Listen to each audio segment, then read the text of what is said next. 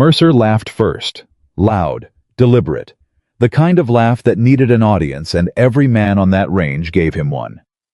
A woman with a rifle. He shook his head like he was watching a punchline write itself. Command really is getting desperate. Mara Vance didn't answer, didn't move, didn't even blink. She got down behind the rifle, found the wind. Nobody else had bothered to read, and put one round through the center of a steel plate at 800 yards that 6 experienced men had failed to touch all morning. The echo died. Nobody laughed. If this story found you today, subscribe, follow it to the very end, and drop your city in the comments. I want to see how far this has traveled. The morning started the way most bad ideas do, with a man who was absolutely certain he was right. Gunnery Sergeant Wade Mercer had been running the reconnaissance training range at Camp Redstone for 11 years. 11 years of high desert sun of wind that came off the mesa like a personal insult of watching young soldiers arrive, convinced they were extraordinary, and leave understanding they were merely capable. He had seen everything the military could send him. Decorated veterans. College athletes who thought fitness translated to fieldcraft. Officers with perfect records who couldn't navigate out of a parking lot without satellite assistance. He had broken every type of soldier down to their actual components and rebuilt them into something functional. He had never been sent a woman with a rifle case. Not like this. Not transferred in from a unit whose documentation was so thoroughly classified that even Mercer's clearance level produced only blacked-out pages and a name he didn't recognize, Raven Section. Not dropped into the middle of his reconnaissance class, without warning, without explanation, without so much as a phone call from Lieutenant Colonel Holt's office telling him what to expect. She was simply there when he arrived at the range that Tuesday morning. Standing off to the left of the assembled group. Quieter than the desert itself. A rifle case beside her right boot. No insignia on her chest that explained anything. Just Staff Sergeant stripes, and eyes that were studying the terrain the way a chess player studies a board 3 moves ahead. Mercer looked at the case, then at her. Then he made the mistake that would follow him for the rest of his career. He laughed. Not a quiet laugh. Not a private, politely concealed snort.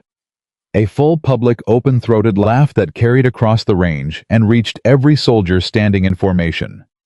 Several of them laughed with him, the kind of reflexive group laughter that happens when the man everyone respects decides something is funny.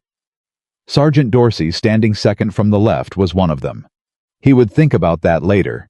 He would think about it often. A woman with a rifle, Mercer said loud enough for all of it to land. Command really is getting desperate. Mara Vance said nothing. That was the first thing that surprised him. He was accustomed to 2 responses from new arrivals who faced his opening assessment. Either they bristled and argued, which told him they were defensive, or they shrank and apologized with their body language, which told him they were fragile. Staff Sergeant Vance did neither. She looked at him the way you look at weather. Noting it, not moved by it. Already calculating what it meant for the next few hours. The silence irritated him more than any argument would have. Where are you coming from, Sergeant Vance? Reassignment, she said. That's not an answer. It's the only one I'm authorized to give. Mercer stepped closer. He was 6'2" and had the kind of physical presence that came from decades of demanding everything from a body and having it comply. He used that presence deliberately. Mara Vance looked up at him without blinking. You know what this range is for, he said. Reconnaissance qualification, she answered.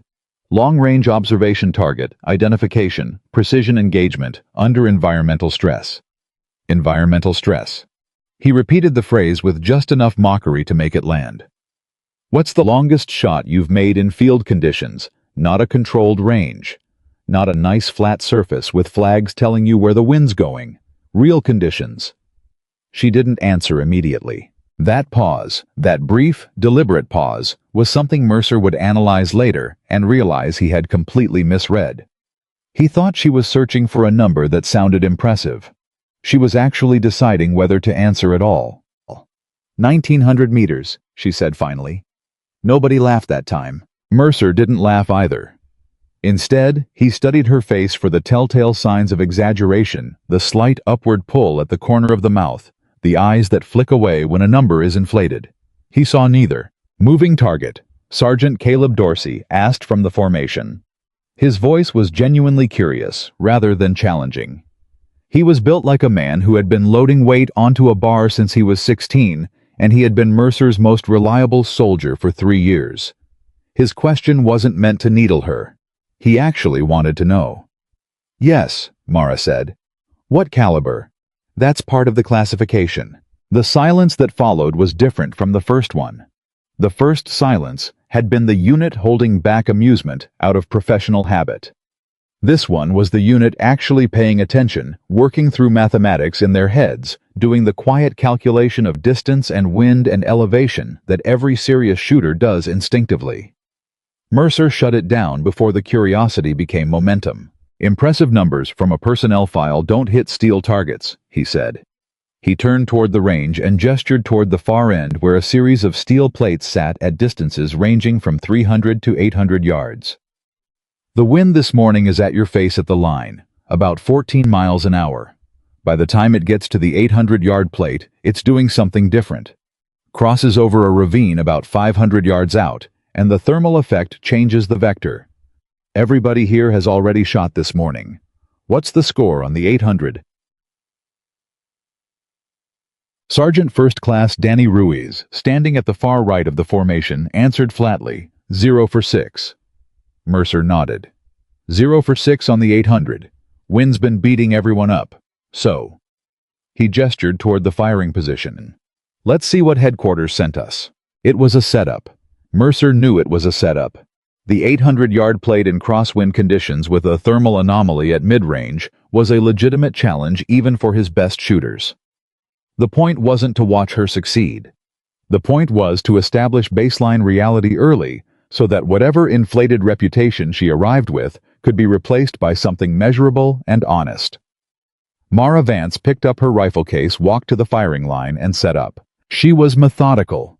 Not showy methodical, the kind of deliberate performance some shooters put on to signal their expertise. Genuinely methodical the way a surgeon moves. Economy of motion. Every action with a purpose. She set up her bipod, adjusted her position twice, verified her cheek weld, and then looked through her optic. And then she stopped shooting. 10 seconds passed. Mercer checked his watch, not because the time mattered, because the gesture communicated his impatience without requiring him to say anything. 20 seconds. Someone behind him whispered, "She doesn't know what she's doing." It wasn't a cruel whisper. It was genuinely confused. 20 seconds at a static target in field shooting was a long time. Snipers were trained to engage within a window, not to sit indefinitely behind a glass that was recording their hesitation. 30 seconds. Mercer was about to speak when he noticed something. Mara wasn't watching the target. Her optic was angled slightly upward. She was watching the terrain above and around the target, the dust rising from the desert floor, the way a thin funnel of grit was spiraling above a ravine at roughly 450 yards, the subtle difference in the color of the air at ground level versus 10 feet up. She was reading the wind, not the wind at her position. The wind at the target. The wind in between. The layered, inconsistent, thermally complex wind that the desert creates when the sun hits the rock face at a certain angle and the ground hasn't fully heated yet, and the air pressure is still making up its mind. Caleb Dorsey saw it. He was watching her face rather than the target, and he saw the moment her eyes changed the slight focus shift of someone who has found the information they were looking for. He said nothing. He didn't want to interrupt what he suddenly understood was not hesitation, but calculation. Mara made 2 tiny adjustments to her elevation dial. She breathed in, let half of it out, and fired. The sound of the shot crossed the desert like a single clean word. Clang. The 800-yard plate swung backward and forward, hit dead center, still vibrating, when the echo of the shot had already died. Nobody on that range made a sound. Mercer stood completely still. Several of his soldiers were staring at the plate as though they expected it to produce an explanation. Caleb Dorsey was looking at Mara.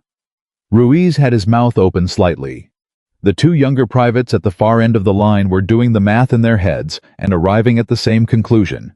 The shot was not lucky. Lucky shots don't happen at 800 yards with a thermal crosswind. Lucky shots require variables to line up by accident. That shot had required someone to find every variable and account for it consciously, deliberately, inside 30 seconds. Mercer was formulating his recovery. He was a professional. He was already reaching for the framework of the next test, the next evaluation, the next opportunity to establish that one shot on one morning meant nothing against the totality of what reconnaissance qualification required. He was 3 seconds from doing what he always did when a soldier surprised him, redirecting attention toward the larger picture. When Mara suddenly lifted her head, her expression changed. Not to pride, not to satisfaction. Something sharper and more urgent moved across her face, and she raised her voice across the range in a way that nobody had done without Mercer's authorization since he had taken command. "Cease fire." Mercer turned on her instantly. "Excuse me. Cease fire." Louder now. Not panicked. Command certain. The voice of someone who had given that order before in situations where the word carried life or death weight. Every soldier on the range froze.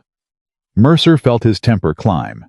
He was the authority on this range, not a transferred sergeant with a classified file and a single impressive shot. He was absolutely prepared to override her and demand an immediate explanation. The kind of explanation that would remind every soldier watching exactly who held command authority at Camp Redstone. Gunny. Caleb Dorsey's voice was different, flat, careful.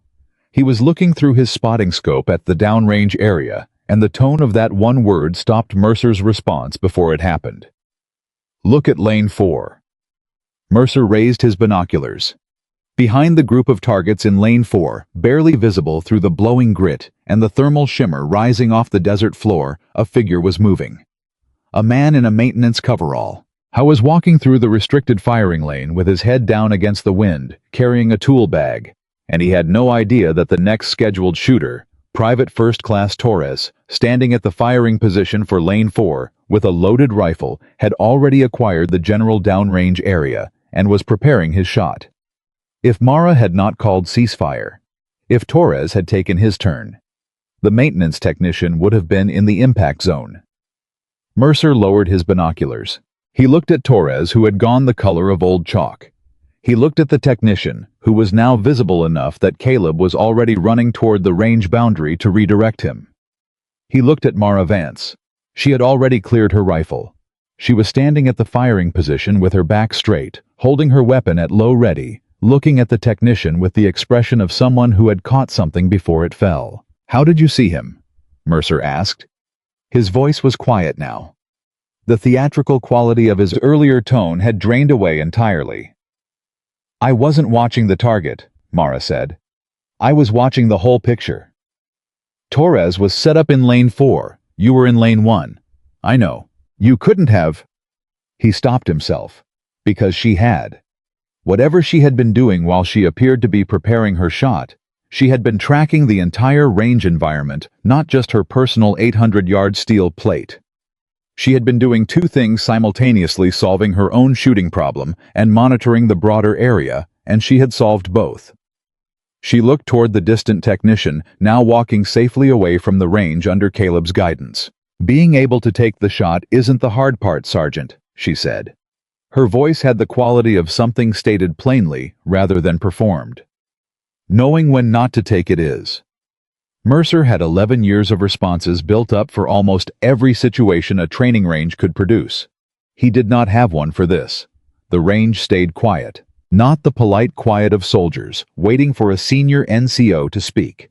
The stunned quiet of men who had been certain they understood what they were looking at and had just discovered they understood nothing. Mercer turned and walked back toward the command post without another word. He went straight to Holt's office. The camp was arranged in the practical utilitarian style of every military installation built for function, rather than comfort. Low structures connected by gravel paths. Everything colored the exact tan of the surrounding desert, as though the architects had been hoping the buildings would eventually just disappear into the landscape. Mercer crossed from the range to the administration block in under 2 minutes, which was fast enough that his boots were still trailing dust when he pushed through Holt's door. Lieutenant Colonel Adrian Holt was 63 years old and had the careful stillness of a man who had spent decades in rooms where losing your composure meant losing everything. He looked up from his desk when Mercer entered without knocking. Mercer said, "I want her service record." Holt opened his desk drawer, retrieved a manila folder, and slid it across the desk. Mercer picked it up and opened it. 3 pages. Or what should have been 3 pages of readable personnel documentation. Instead, roughly 70% of each page was blacked out. Not the casual redaction of routine security classifications, but the systematic, thorough obliteration of operational detail that the military reserved for activities it intended to remain permanently invisible. He could read her name, her date of entry into service, her rank progression, which was unremarkable until it wasn't. She had moved quickly, and then there was a gap, and then she had reappeared at a rank slightly below where the progression suggested she should have landed. And in the sparse visible text of the last page between 2 thick black bars, 3 words sat exposed. Raven Section, Operational Record, Restricted. Mercer had been in reconnaissance long enough to recognize a classification level by what surrounded it. Raven Section wasn't just a unit name. The way those words sat on the page, isolated, unaccompanied by any qualifying information, meant the unit itself was classified. Not the mission, not the operation, the unit's existence. "What is Raven Section?" he asked. "A reconnaissance element that was active 3 years ago," Holt said. "Was active." Was. Mercer set the folder down on Holt's desk. "What happened to them?" Holt didn't answer immediately. He turned slightly in his chair and looked out the window at the desert. After a moment he said, "Ask Vance." "What if she won't tell me?" Holt turned back to face him. "Then maybe you should ask yourself why she's the only one who came back." The words hit the room like the after-echo of a shot arriving after the impact, confirming what the sound had already delivered. Mercer picked up the folder again. He looked at the blacked-out pages. He looked at the gap in the rank progression. He looked at the 3 exposed words, Raven Section, Operational Record Restricted, and understood that he was looking at the outline of a story he didn't have the information to read yet. "Why did you send her to my unit?" he asked. Holt picked up his pen and looked back at his work.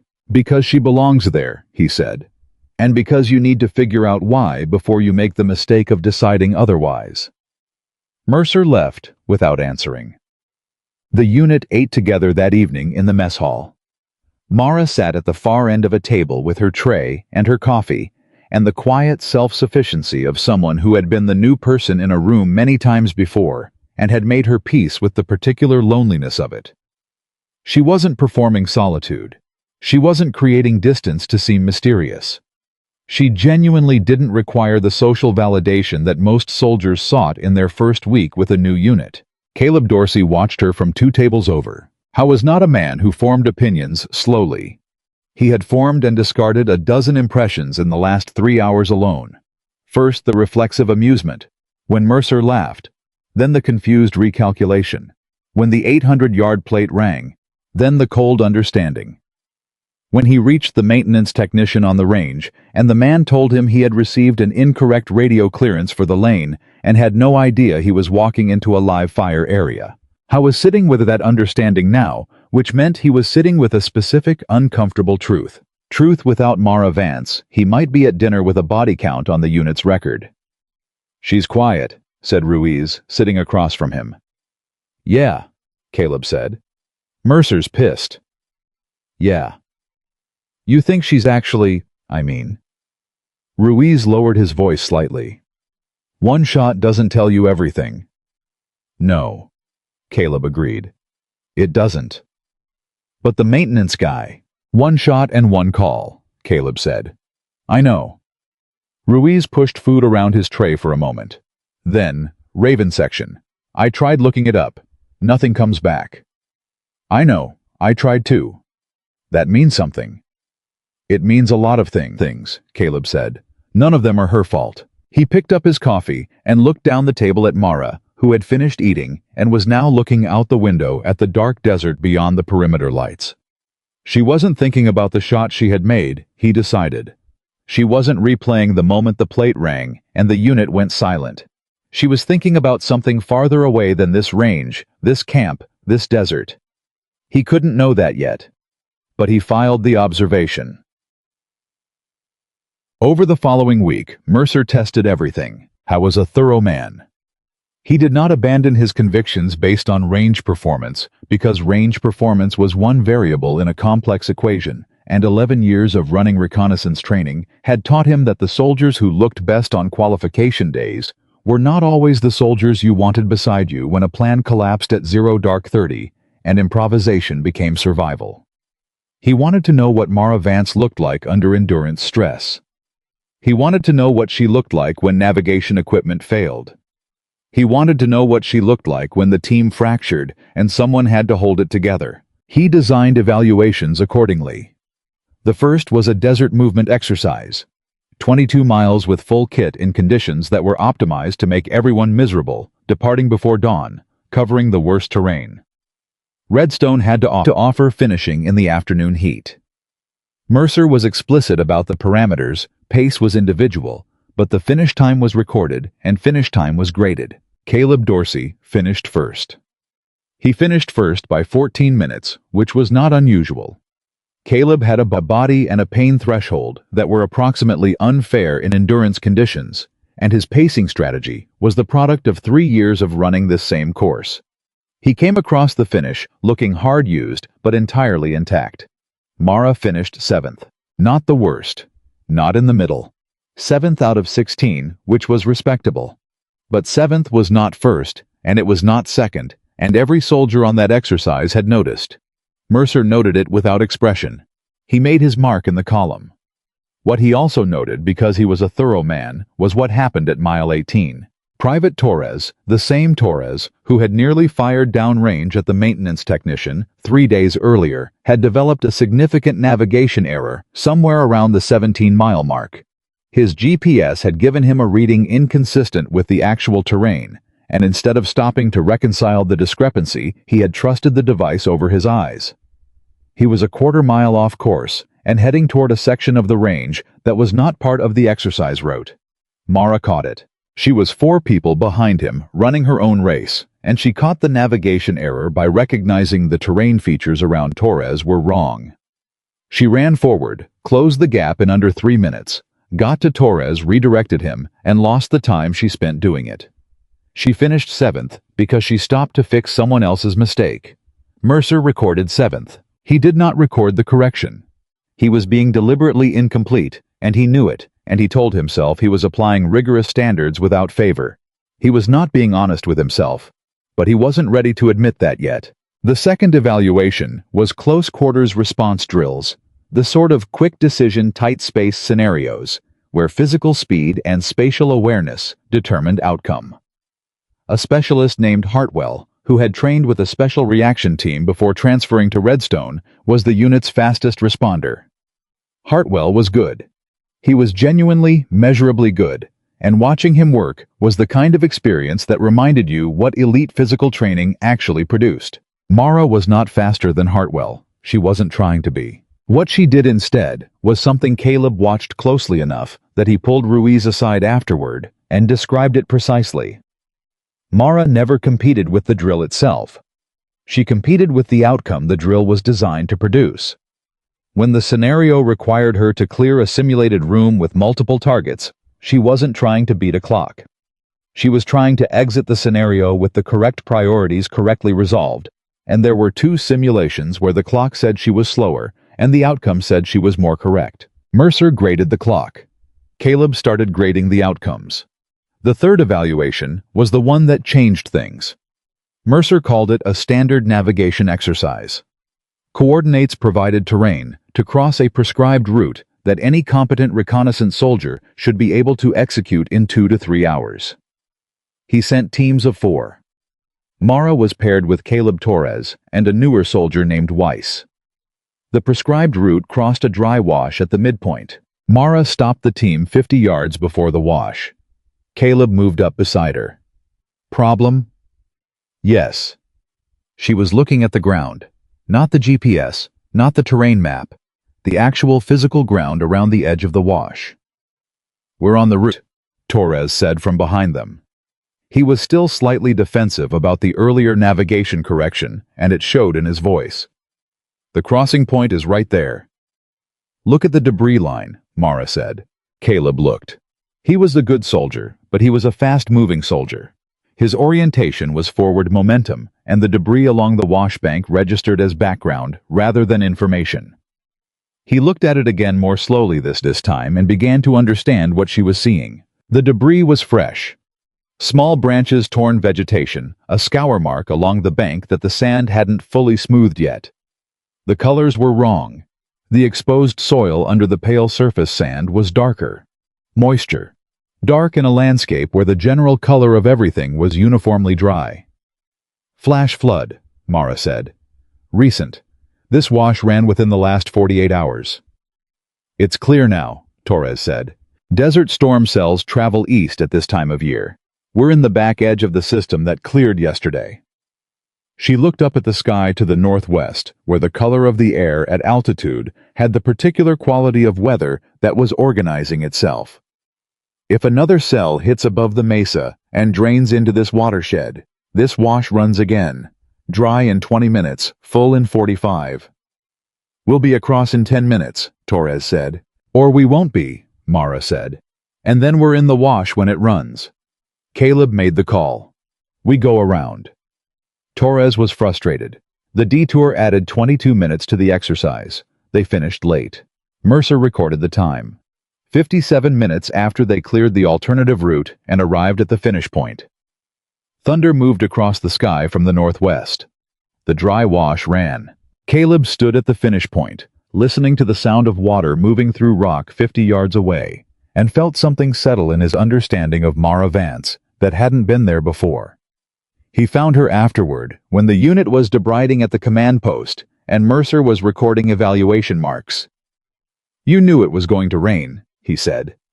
I suspected it strongly enough that I wasn't willing to bet 4 people on being wrong, she said. How long have you been reading terrain like that? She thought about it for a moment. Not because she didn't know, because she was deciding how much of the answer to give. Long enough, she said finally. Raven section, he asked. Her expression didn't change, but something behind her eyes did. A door closing, politely but firmly. That's not a conversation I'm having today. Okay, Caleb said. And he meant it. It happened the following morning, fast and ugly, the way rumors always did at small installations where people had too much proximity and not enough information.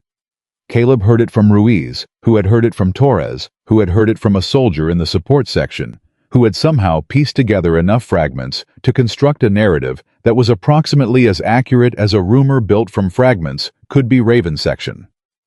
A reconnaissance element. 5 members. 1 operation that went wrong. 4 didn't come back. 1 did. And the question attached to the story, the question that spread faster than any of the facts, was the one question that a story like this always generated: the corrosive, unfair, devastating question. Why was she the one who came back? Caleb heard it, the way he heard most things, quickly and completely, and his response was immediate and physical. He was 3 steps toward the soldier who had said it out loud before he caught himself. He stopped. He thought about what Mara would do. He walked away. He found her on the edge of the range running a bore cleaner through her rifle with the mechanical focus of someone who needed to do something with her hands. He sat down nearby, not close enough to intrude, close enough to signal that he wasn't going anywhere. You heard it, she said without looking up. Yeah. They're not entirely wrong. Caleb looked at her. What? 4 people didn't come back. She kept working the cleaner through the bore. I did. That's not what they're saying. I know what they're saying. She set the rifle down across her knees and looked at the desert. Let them say it. I'm not letting them say it. Caleb. She said his name quietly and with a weight that made him stop. Every unit I've been in since Raven section has had a version of this conversation.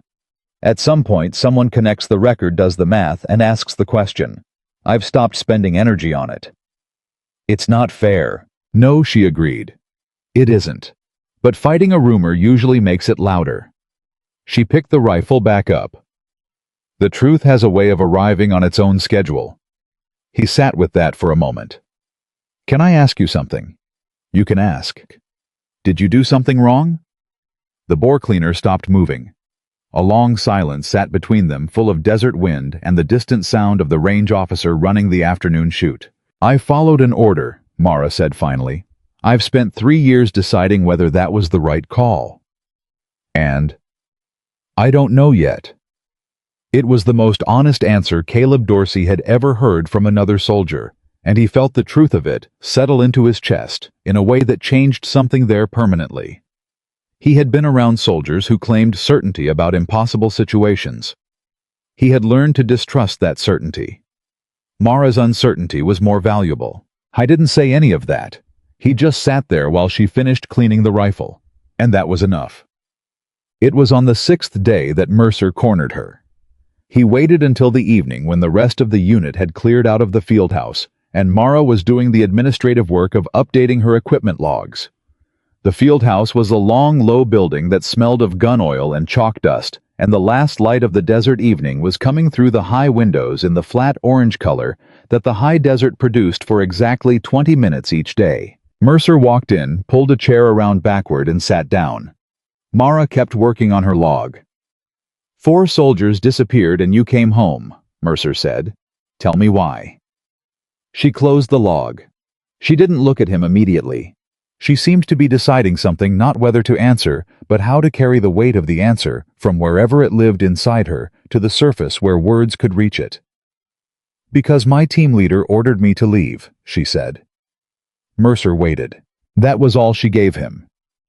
What happened after that? He asked. I followed the order. And the silence that came next was not the silence of someone withholding information. It was the silence of someone standing at the edge of something heavy and deciding whether they were strong enough to pick it up in front of another person. I've regretted following it every day since, Mara said. The simple declaration arrived in the room without drama. No voice breaking, no visible collapse. Just the flat, accurate weight of something lived with for 3 years and never resolved. Mercer opened his mouth to ask the next question, the question that he had been carrying since he first read the blacked-out pages in Holt's folder, when the emergency tone cut across the facility intercom with the specific rhythm that separated a drill from a real event. Both of them were on their feet before the second tone finished. The operations center. Full assembly. All personnel. They moved. Holt was already at the center when the unit arrived. The tactical map was illuminated, and on it at the far northeastern boundary of Redstone's operational range, a position was marked in the orange color that designated missing personnel. A 4-person communications team had been conducting advance reconnaissance for Operation Dust Lantern, the large-scale joint exercise scheduled for the following week. They had gone to establish preliminary markers in a canyon system 12 miles from the main installation. They had checked in at 1400 hours. It was now 1847. They had missed 3 subsequent check-in windows. The weather data showed a severe desert storm system that had shifted direction unexpectedly, pushing north into the operational area 3 hours earlier than forecast. Visibility in the canyon network had dropped to under 60 meters. Radio propagation in the canyon walls was degraded. Last known, Holt said, pointing to the map. Canyon Junction at Grid Sierra Kilo 44. The emergency beacon activated briefly at 1632 and then went dark. Activation could indicate distress or equipment damage from the storm. Mercer was studying the terrain overlay. Wash network. 3 major washes running through the canyon system, all potentially active given the storm volume. We go in with what? 6, plus Vance. Holt paused. The exercise is canceled. This is a real recovery operation. Mara had been standing at the back of the group. When Holt said the grid coordinate Sierra Kilo 44, she went completely still. Caleb noticed. He was watching her because he had started watching her the way you watch the best reader in the room, when someone opens a book in a language you're still learning. He watched her face process the grid coordinate, watched something move across her expression that he could only describe as recognition fused with dread, and he understood without being told that she had been to that terrain before, or somewhere like it. Close enough that it mattered. Mercer looked up from the map and found her face across the room. He had been watching her too with different eyes, and he had seen the same thing. He walked over. Not in front of the assembled group. He moved her slightly to the side, just enough for the conversation to have private weight without actually being private. "That terrain," he said quietly. "You've seen it." It wasn't a question. "Similar," Mara said. "Not identical. Similar configuration. Canyon system. Multiple washes. Storm conditions." She met his eyes. "Yes." "Can you handle this?" The question landed between them with the accumulated weight of everything the past 6 days had deposited there. All the evaluations, all the unspoken history, all the blacked-out pages and the unanswered questions, and the rumor that Mercer had neither confirmed nor fully dismissed. Mara held his gaze. "I don't know," she said. It was the same kind of honesty that had stopped Caleb Dorsey in his tracks. It hit Mercer differently. A soldier who claimed certainty about their ability to handle the thing that had broken them before was a soldier who was lying to themselves or to you. A soldier who said, "I don't know," and then reached for their rifle anyway. Mara reached for her rifle. "But they're still out there," she said. Mercer looked at the rifle in her hands, then at the map, then at the door. "Move out in 20, he said. The unit moved. The unit moved out before the desert finished deciding what kind of night it intended to be. But that came later. First came the week that changed everything. The 7 days between the moment Mara Vance put a round through the 800-yard plate and the moment the emergency tone cut across the facility intercom and turned a training exercise into something with real consequences. 7 days that Mercer used the way he used every evaluation period systematically, thoroughly, and with a conclusion already forming that he was too professional to admit he'd reached before the evidence was in. He wanted her to fail. Not out of cruelty. Out of the specific self-protective logic of a man who had built his authority on being right about people and could not afford to have been wrong about this one from the very first morning. So he tested everything. And Mara Vance did not make it easy for him. She didn't dominate. That was the thing that confused the unit most in those early days. The expectation after a shot like that, after a range call like that, was that she would proceed to be exceptional at everything. That she would run faster, navigate cleaner, respond quicker, outperform the men beside her in every category, and thereby justify the mythology that was already beginning to build around that single morning. Soldiers who had laughed with Mercer were now watching her with the particular attention reserved for someone who has made you feel foolish and whom you are not yet ready to fully credit. She didn't give them the mythology. She gave them something harder to process. She gave them the truth. The desert movement exercise came first. 22 miles full kit departing before the sun had finished making up its mind about the horizon. Mercer set the parameters with the clean precision of someone who had designed this specific misery many times before. The route covered the worst terrain. Redstone could offer the start time guaranteed that the first 6 miles happened in cold, that turned to punishing heat without a comfortable middle ground, and the grade on the final 4 miles was the kind that turned strong legs into argument. Caleb Dorsey finished first. He always finished first on this course. He had a body built for exactly this kind of prolonged grinding punishment, and his pacing strategy was honed from 3 years of running the same route until he understood every rise and drop the way a musician understands a piece they've played 1,000 times. He came across the finish line looking hard used, but fundamentally intact, checked his time, and turned around to watch the rest of the unit come in. He watched for Mara. She came in 7th. Clean finish, no stumbling, but 7th. And on Mercer's evaluation sheet 7th was 7th. It sat in the column without context, without the 14 minutes of time she had lost redirecting Torres when his GPS led him a quarter-mile off course at mile 17, without the fact that she had identified his navigation error before he had noticed it.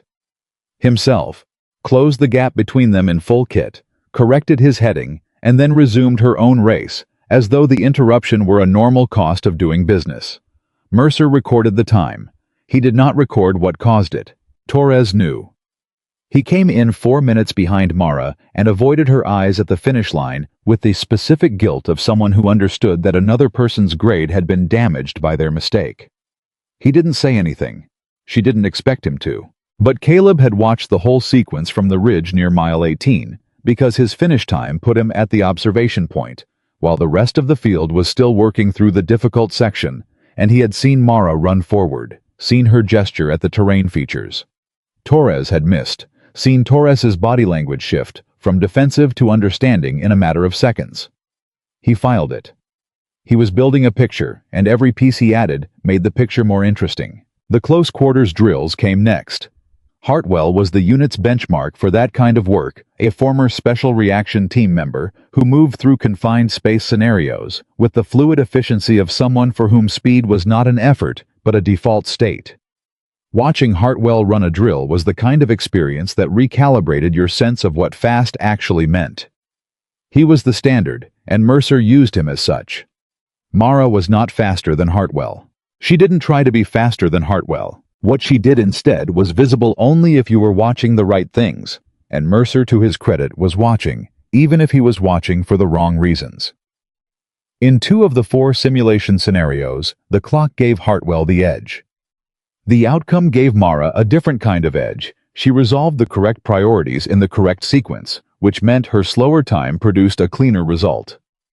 In one scenario, where both of them had gone through within 30 seconds of each other, the debrief revealed that Hartwell had cleared the room in the wrong order, based on a rapid threat assessment that was fast but slightly incorrect, while Mara had taken 2 extra seconds to identify a secondary target indicator that changed the engagement sequence entirely. Mercer graded Hartwell ahead of her on speed.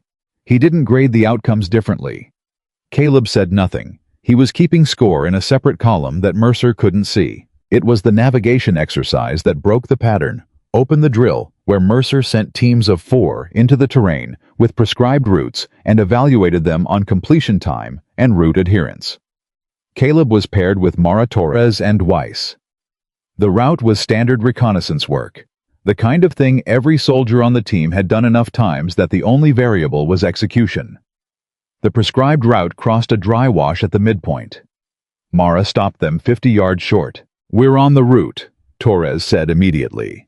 He was still carrying the defensive edge of someone who had been corrected once already and didn't want it to happen again.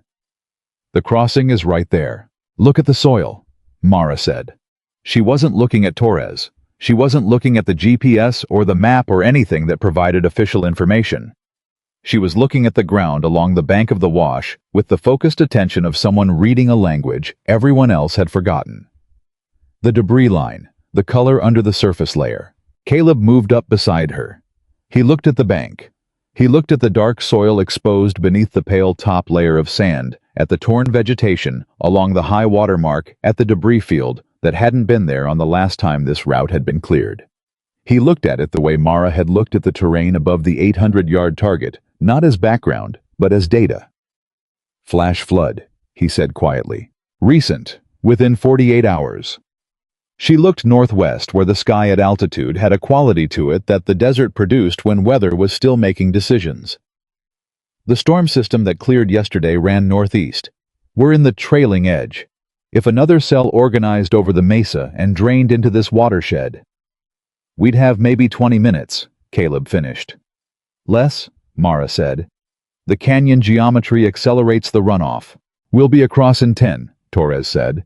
He wasn't being reckless. He was being a soldier who understood that evaluation time was real and that detours had consequences for grades. "The crossing is clear right now." "Right now," Mara agreed. "Go around." Torres looked at Caleb. Caleb made the call. They went around. The detour cost them 22 minutes. They finished late. Mercer recorded the time without comment. 57 minutes after they cleared the alternative crossing and reached the finish point. Thunder moved across the sky from the northwest. The dry wash ran. Caleb stood at the finish point listening to water move through rock and gravel 50 yards away, and understood that he was listening to what would have happened if he had let Torres's impatience override Mara's read of the terrain. He found her afterward away from the main group. "You knew," he said. "Not an accusation. A statement that was actually a question. I suspected it strongly enough that I wasn't willing to bet 4 people on being wrong," she said. "How long have you been reading terrain like that?" She considered the question, not because she didn't know, but because she was measuring how much of the answer to give. "Long enough," she said. And then before he could follow up, "Don't." "Don't what?" "Ask about Raven's section. Not today." He stopped. "Okay." She looked at him. "You heard the rumor?" It wasn't a question.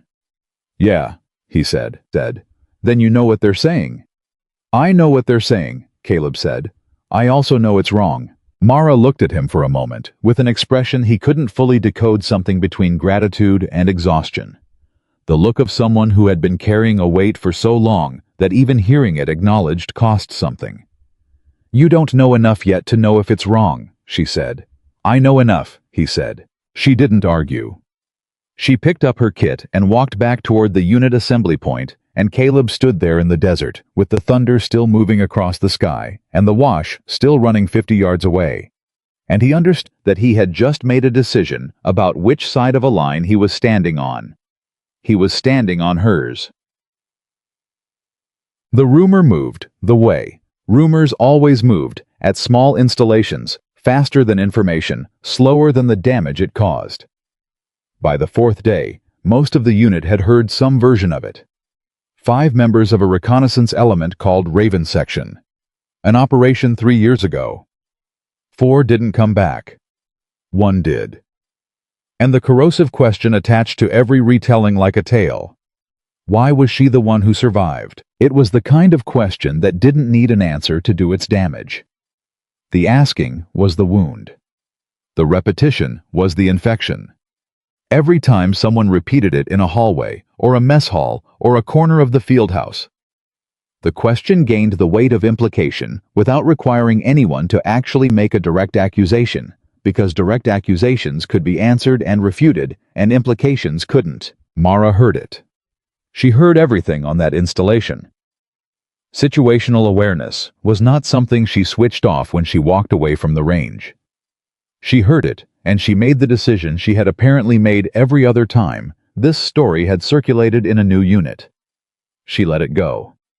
Caleb did not let it go quietly. I was in the equipment bay on the 5th morning when he heard a soldier named Pryor, a newer transfer, who hadn't been on the range the morning the plate rang, repeating the story, with the particular confidence of someone who had received it secondhand and was adding texture on the way through. Pryor wasn't a bad soldier. He wasn't even a cruel person. He was doing what people do with a story they find compelling. He was telling it with feeling, which meant he was adding inference to fact and presenting both as the same thing. Caleb crossed the bay in 8 steps. "Stop," he said.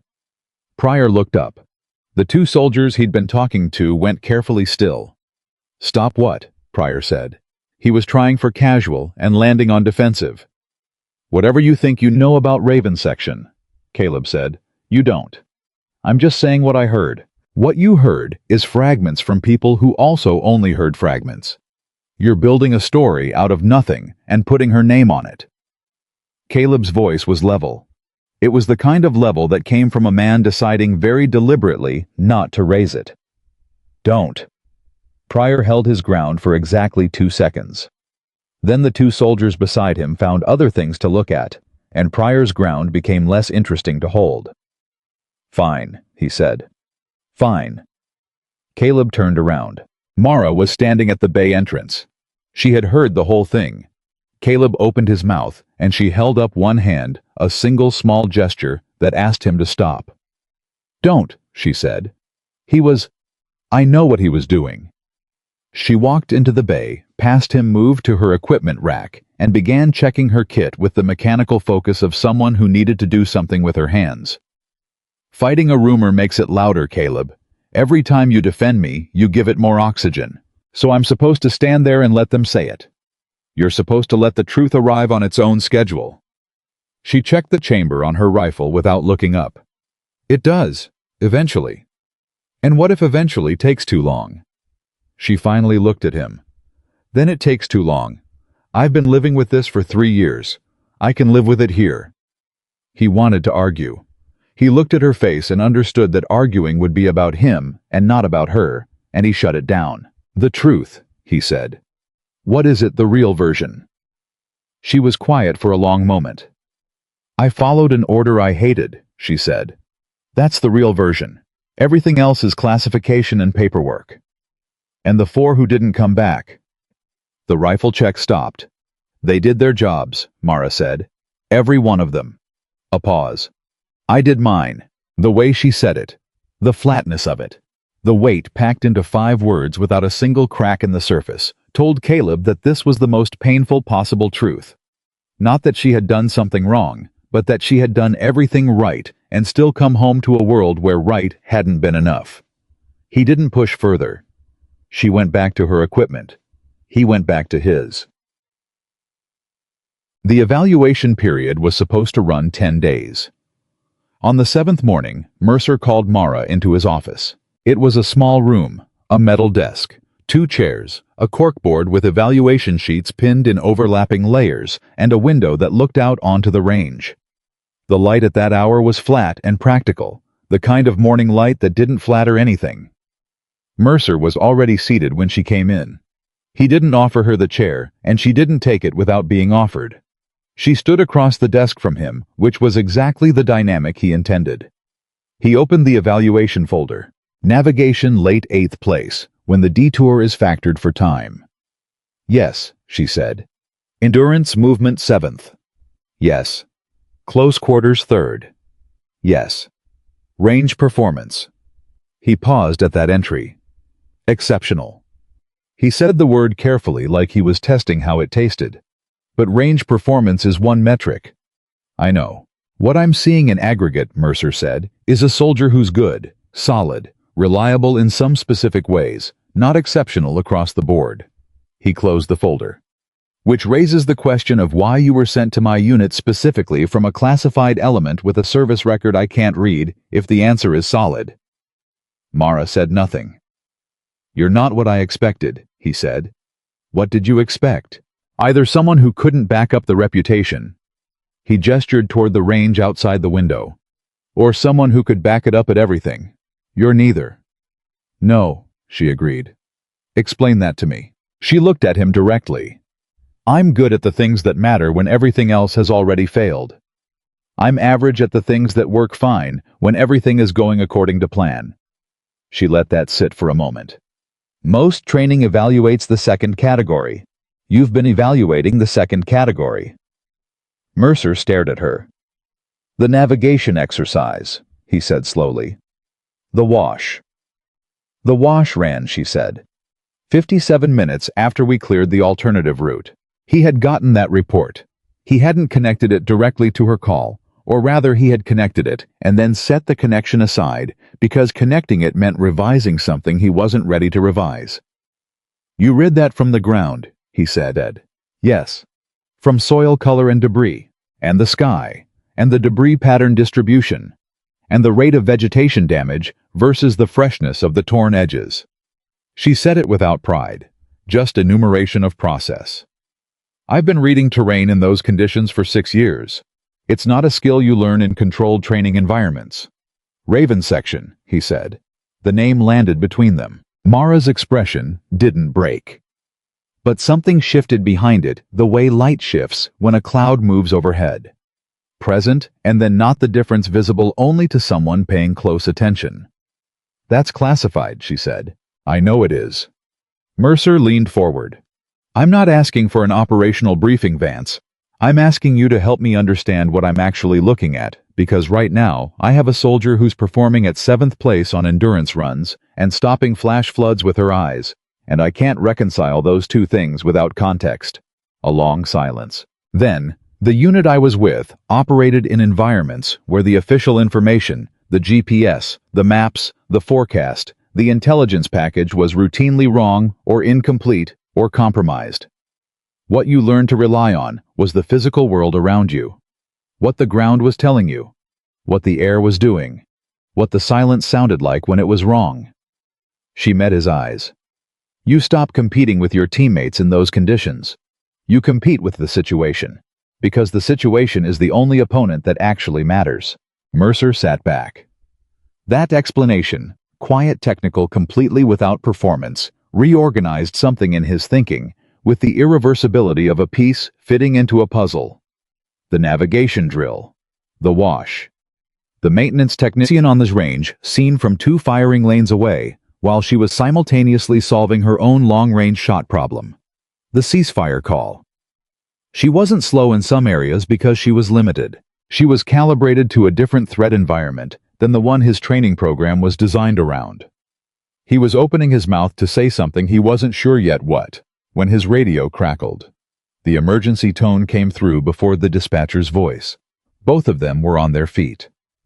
Operations Center, full assembly. Holt was already at the front of the room when the unit filed in. The tactical map was up and on it at the far northeastern boundary of Redstone's operational range. A position marker glowed in the orange, designated for missing personnel. The briefing was compressed, and clinical 4-person communications team, advanced preparation for Operation Dust. Lantern Canyon System, at Grid Sierra. Kilo 44, missed 3 check-in windows. Emergency beacon activated briefly at 6:32 and then went dark. Severe storm system shifted direction, moved into the operational area 3 hours ahead of forecast. Visibility in the canyon network under 60 meters.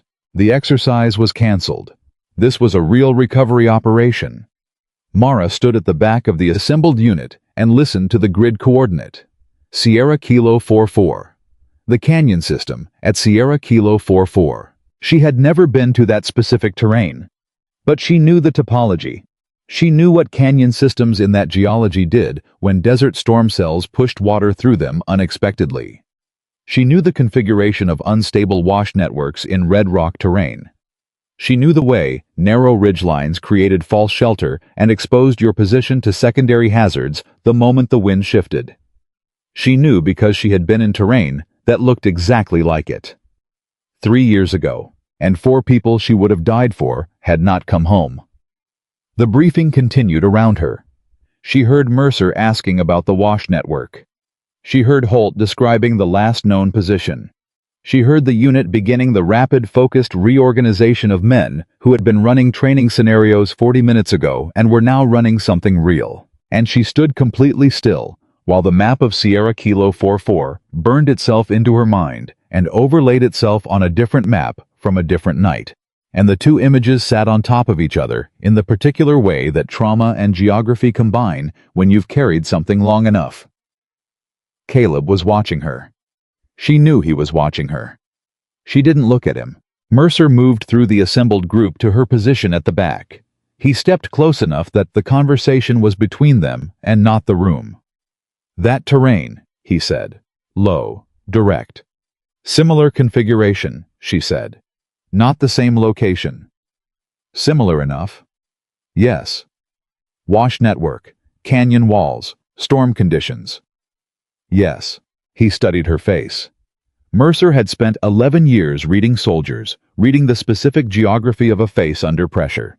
The micro-expressions that told you whether someone was holding together or already falling apart on the inside. He read Mara's face now with everything he had. What he found was not what he expected, not the controlled, impenetrable surface she had maintained through 7 days of evaluation. Not the professional composure of someone who had decided in advance that they would reveal nothing. What he found was something more honest and more frightening, genuine uncertainty. She wasn't sure she could handle this. She was aware that she wasn't sure, and she was still standing there. "Can you handle this?" he asked. She held his eyes for 3 full seconds. "I don't know," she said. He had never had a soldier answer that question that way before a real operation. Every soldier who had ever stood in front of him before. Something dangerous had told him they could handle it, either because they believed it or because they understood that saying otherwise meant they stayed behind. The admission of not knowing was the kind of honesty that broke procedure. It was also the most trustworthy thing he had heard all week, because the soldier who knew with certainty that they could handle the thing that had broken them before was usually lying. To him, to themselves, to the situation. Mara's hand moved to her rifle. "But they're still out there," she said, and Mercer understood in that moment what Holt had meant when he said she belonged in this unit. Not because of the 800-yard shot. Not because of the flash flood call. Not because of the maintenance technician on the range. But because of this, the willingness to go toward the thing she feared most. Not in spite of the fear, but carrying it openly with both hands visible, like someone who had decided the mission mattered more than the pretense of invincibility. He looked at the map one more time. Then he turned toward the room. "Move out in 20, he said. "Full kit. Vance on forward observation. Dorsey close support. Let's go find our people." The unit moved, and Mara moved with them toward the desert, toward the canyons, toward the terrain that looked like a memory she had been running from for 3 years, and she did not look back. Not because she wasn't afraid, because there were 4 people out in that storm who didn't have time for her to be. They drove the first 4 miles. After that, the vehicles became a liability. The canyon approaches were too narrow, the wash crossings too unpredictable in storm runoff conditions, and Mercer had enough desert experience to know that a stuck vehicle in deteriorating weather was a second problem stacked on top of the first one. He called the halt, and the 6 of them moved on foot into terrain that the storm had made its own. Mara took point 20 meters ahead of the main element. Mercer had put her there without discussion. No explanation, no formal assignment. He had simply looked at her as they dismounted and gestured forward, and she had moved, and that was the entirety of it. The unit fell in behind her in a pattern that bore no resemblance to the formation they had been running during evaluation week. Evaluation week was already a different world. The wind came in sideways and carried grit that found every gap between clothing and skin. The storm had not peaked yet. Mara could feel that in the pressure, in the way the air tasted, in the particular quality of darkness building above the canyon walls. This was the front edge of something that intended to get much worse, and she moved with the controlled urgency of someone who understood exactly how much time they didn't have. Caleb was 6 steps behind her left shoulder. She could hear him, not because he was loud, but because she had calibrated herself to his breathing pattern over the past week without consciously deciding to. She knew the difference between his operational breathing and his conversation breathing. And right now, he was in full operational mode, which meant he had also understood what the pressure and the air tasted like. "You reading the washes?" he said quietly. "All of them," she answered without turning. "The main drainage is going to run hard if another cell hits the mesa." "I know. We've got 40 minutes before the second system arrives, maybe less."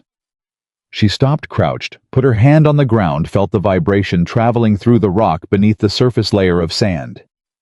Canyon walls are amplifying the storm acoustics.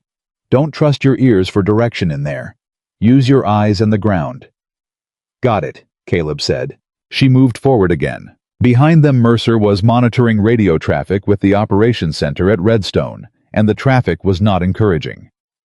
The last known beacon activation at Grid Sierra, Kilo 44, had been 17 minutes before their vehicle halt, a single pulse brief enough to indicate equipment stress rather than a deliberate distress signal, and then nothing.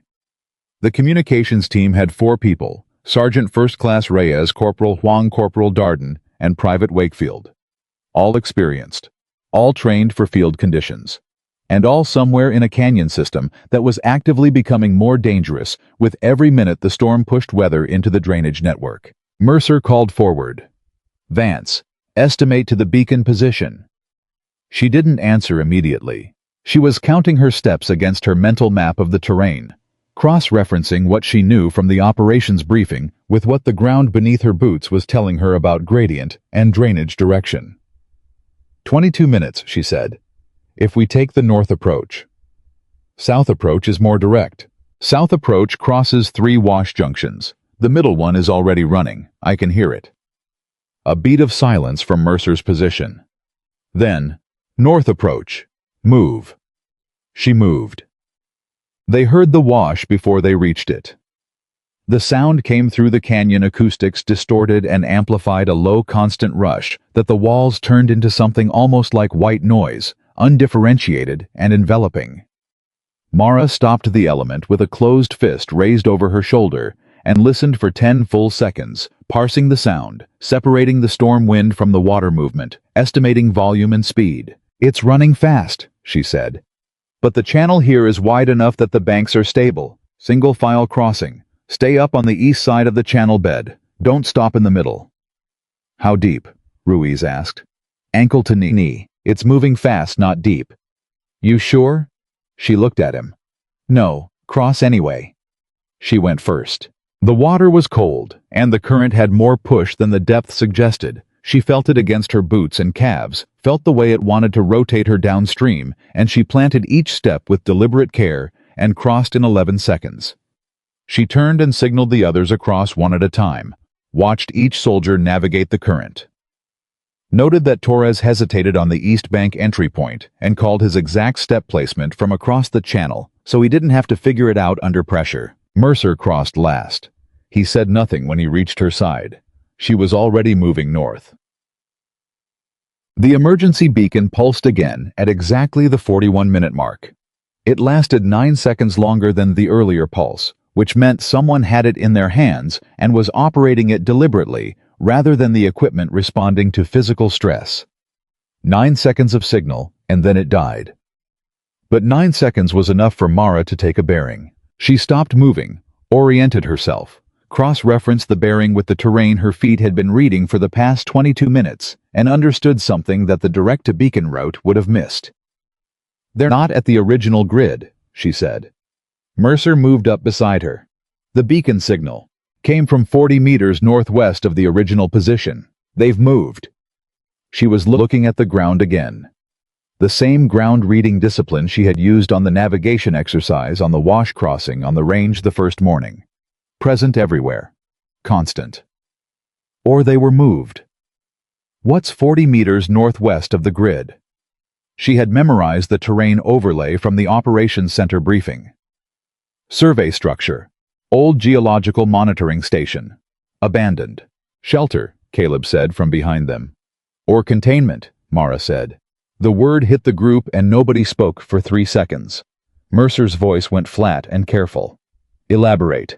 "The canyon network at this grid connects to a pass that runs south to the highway corridor. 15 miles. Remote. Intermittently traveled." She chose her next words with the deliberate precision of someone who was not guessing. 3 years ago, this particular geography was flagged in a different operational context. Smuggling route. Another silence. Longer this time. "You're saying," Ruiz started. "I'm saying we verify before we approach the structure," Mara said. "I'm saying we don't walk in loud and announce we're here until we know exactly what we're walking into." She looked at Mercer. "I could be wrong." "Are you wrong?" he asked. She thought about the terrain, the route geometry, the beacon behavior brief activations, inconsistent timing, the kind of pattern that suggested a communications team that was not freely operating its own equipment. She thought about 3 years ago, a different canyon, a different unit, the same sick feeling in her chest that had preceded the worst night of her career. "No," she said. "I don't think I'm wrong." Mercer didn't hesitate. "Approach protocol, slow and quiet. Nobody moves without my signal. Vance, you're on observation. Dorsey left flank. Ruiz right. Torres and Weiss stay back 20 meters and cover the approach route." He paused. "And nobody fires without verification." "Clear." "Clear," the unit answered. They moved toward the survey structure.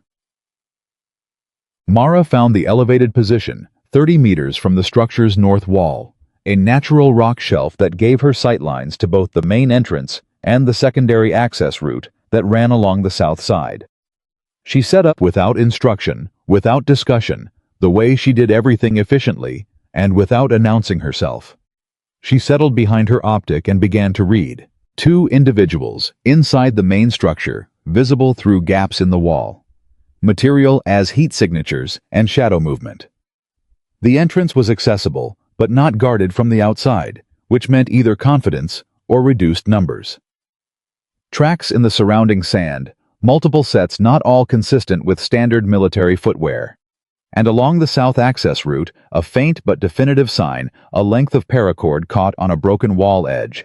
Military issue color, tied in a pattern that anyone from the Redstone communications section would recognize as a field indicator. Someone inside was leaving markers. Reyes, she thought. SFC Reyes was the team leader, and team leaders in Redstone's program were trained to mark their position for recovery teams, if they had the ability to do so, without compromising themselves further. She keyed her radio. I have 2 bodies inside the main structure. Non-military gear signatures on at least one. Paracord marker on the south route, friendly placement. The communications team is in there. All 4, Mercer asked. Confirming 2 at this position. 2 unaccounted. Status on the 2 inside. She watched the movement patterns. 1 was static, sitting, possibly injured, not moving independently. The other was mobile, moving between positions in the compressed, careful pattern of someone conserving space and trying to manage a situation with limited options. 1 injured, 1 functional. Armed individuals, I count 2, possibly 3, outside my current sightline on the east side of the structure. Mercer processed this in 4 seconds. We go in on the south approach. You maintain overwatch. Understood. Mara. His voice dropped the rank and used only her name, which was the first time he had done that in the entire week. If something moves on me that you don't like, I'll tell you before you step in it, she said. Good. She heard him organize the element behind her. She heard boots moving on rock. She kept her eye behind the optic and watched the structure and the terrain around it with the full contact attention of someone for whom the next several minutes would be decided by information that nobody else in the element could currently see. They reached the south access route without contact. Mercer signaled the element to hold and keyed his radio to Mara. Overwatch status. 2 armed individuals on the east side, she reported. Stationary.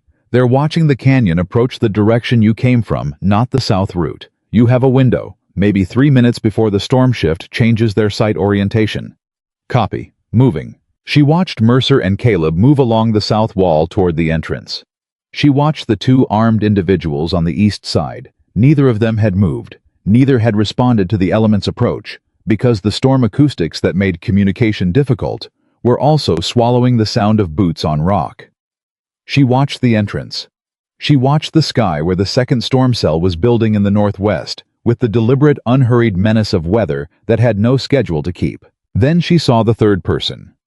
He had not been in her original count.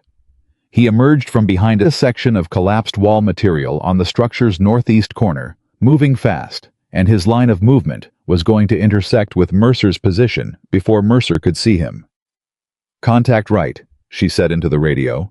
Northeast corner, 1 individual moving toward your position, 30 meters. Mercer flattened against the wall. The individual moved to within 20 meters, stopped, turned his head to look back toward the east where the other 2 were positioned, and in that turn, Mara got a clear look at his profile through the optic. How was young? Younger than she had expected. Moving with the edgy, unpracticed tension of someone who was frightened rather than the controlled movement of someone who was professionally dangerous. He was carrying a rifle with the uncertain grip of a man who had it because the situation had escalated beyond what he had planned for, not because he was comfortable with it. She had a shot. Clean line. Wind was manageable at this range, 60 meters sheltered from the main storm current by the canyon wall. She could put him down before he reached Mercer's position, by the element, the time they needed to breach the structure and retrieve the communications team. She breathed. She had the shot. She didn't take it. Something was wrong. She watched him for 1 more second, the way he held the rifle, the direction his eyes kept moving, the specific quality of his fear. And she heard beneath the storm noise a sound that her body recognized before her conscious mind caught up. He was calling out. Not to the other armed individuals. Away from them. Toward the canyon. She was parsing language through wind and distance and storm acoustics, but the pattern was wrong for threat behavior. He wasn't communicating position. He wasn't coordinating an attack. He was calling a name. Mara. Caleb's voice in her ear, tight. Do you have the shot? Yes, she said. He's going to reach Mercer's position in 15 seconds. I know. Mara. Hold, she said. 10 seconds. She watched. The figure stopped moving. He stopped and turned his head at a 45-degree angle from her position, and in that turn, she saw his face fully for the first time. He was not an armed smuggler. He was Corporal Darden. He was 23 years old. He had been separated from the rest of his communications team in the storm, and he was carrying the rifle of his injured teammate Corporal Huang, because Huang could no longer carry her own weapon, and Darden had taken it so she could put both hands on him, and he could guide her through the canyon to the survey structure where Reyes and Wakefield had taken shelter. He was looking for a way back inside. He was one of the people they had come to find. No shot, Mara said. She heard Caleb exhale. She heard Mercer 20 meters away in the dark release a breath that carried in it everything a man releases when he understands retroactively how close something came. Darden found the south entrance. He went through it. He didn't see Mercer pressed against the wall 6 meters from where he passed. Mercer keyed his radio. Vance, 4 personnel inside, she said. 2 of your missing people just self-recovered to the structure. The others were already inside. She paused. 2 armed individuals are still on the east side. They don't appear to know Darden came in from the south. What's your read on them? Scared, she said. Not coordinated. The storm caught everyone here, not just your team. Can we extract without engaging? She studied the position geometry, the east side, the entrance, the route back to their crossing point. If you move in the next 90 seconds, and the storm gives us the acoustic cover, it's been giving us yes. Move, Mercer said. The extraction went wrong on the 3rd minute. Not catastrophically. Not all at once. The way most things went wrong in bad terrain and bad weather, incrementally, one compounding factor at a time, until the accumulated weight of small failures became a large problem. Huang was the first complication. Her injury was to her left leg, a bad fall on canyon rock in the storm's first surge, a fracture that Reyes had splinted with field materials and that Darden had been managing by becoming her mobile support structure for the past 2 hours. She could move, but not at the speed the extraction required, and the sound she made when her splinted leg crossed uneven ground was involuntary and real, and carrying in the canyon acoustics despite the storm noise. The second complication was Wakefield, who had taken a blow to the head during the same fall that injured Huang, a secondary impact against the structure wall when the wind surge hit, and whose balance and orientation were compromised enough that he needed continuous physical management from Reyes to navigate safely. Mercer made his calculation in real time. His element of 6 had arrived to recover 4. 2 of the 4 required hands-on assistance. That absorbed Ruiz and Weiss immediately. Torres took the rear. Caleb stayed at Mara's position, and Mercer managed Reyes, who was exhausted and running on the wrong side of 4 hours in deteriorating conditions, and who had the particular hollow-eyed focus of a team leader who had been holding everything together for too long by willpower alone. They were 40 meters into the extraction route when the armed individuals on the east side realized something had changed. Mara heard the shift in their communication pattern, the sound of voices changing from the relaxed positioning of men watching a direction nobody was coming from to the sharp, fragmented communication of men who had noticed a door was open that had been closed before. "They've made us," she said into the radio. East side, both individuals moving toward the south entrance. "Time," Mercer asked. 60 seconds before they have eyes on your route. "Can we make the wash crossing?" She ran this distance against the time in her head. Huang's movement speed, Wakefield's balance, the terrain between here and the wash. "No." "Then we need cover." "I have cover," she said. "Keep moving. Don't stop for any reason." She shifted position. What happened in the next 4 minutes was not the sequence of events that gets told in training scenarios, where a single shooter holds a position heroically against a defined threat, and the outcome is clean and countable. What happened was messier and smaller and more human than that. Mara moved to a position that gave her observation of the route the armed individuals were taking toward the extraction path. She used the storm noise as cover for her own movement. She let both of them get close enough to hear her element moving close enough that they stopped and oriented on the sound, and then she fired once into the rock face above their position. Not at them. Above them. The ricochet and the sudden crack in the enclosed canyon. Acoustics did exactly what she calculated it would do. It sent both of them back to cover by reflex, the way any person responds to incoming fire before their analytical mind catches up to their body's reaction. It bought 30 seconds. She moved again.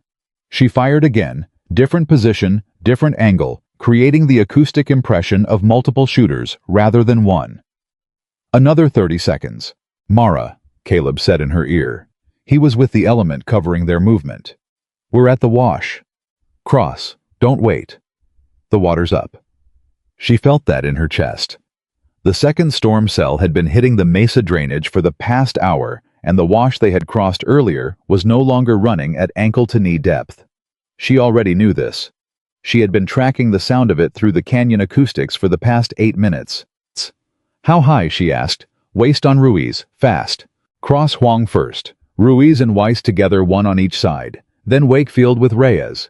Don't rush the crossing, rush everything else. Copy. She held position and kept both armed individuals suppressed, not with sustained fire, but with the precision-timed single shots of someone who understood that ammunition was finite, and psychological effect was the actual objective. Keep them uncertain. Keep them reactive rather than active. Give the element time to get everyone across. She heard the crossing happening behind her.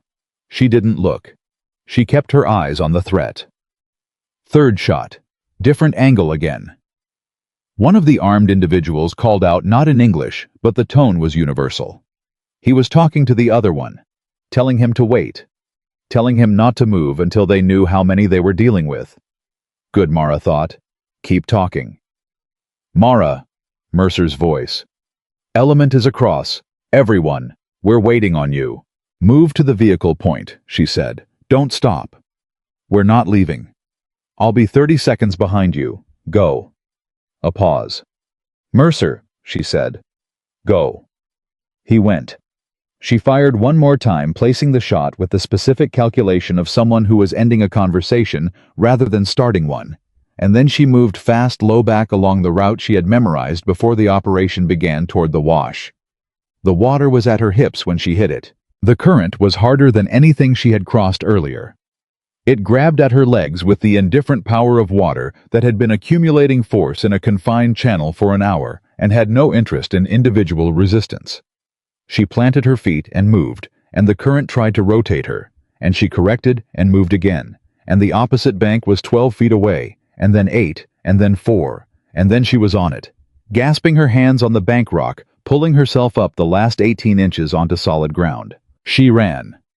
Behind her, the canyon acoustics delivered the sound of the two armed individuals reaching the wash and stopping the sound of men who had been following and had arrived at an obstacle that changed their calculation. She heard them talking. She heard the decision being made. She didn't look back. She ran north toward where the vehicles were staged, and she was close enough to see the outline of the first truck when the canyon wall above her position moved. Not all of it. A section loosened by the storm water infiltrating the cliff face above the root, the exact kind of structural failure that desert canyons produced when water accessed the fracture network behind the surface rock. The sound of it was enormous and sudden, and entirely without warning, and she had approximately 1 second of recognition before she went down. The rock and debris didn't bury her. It caught her left side and her shoulder and drove her off the route into a shallow depression in the canyon wall base.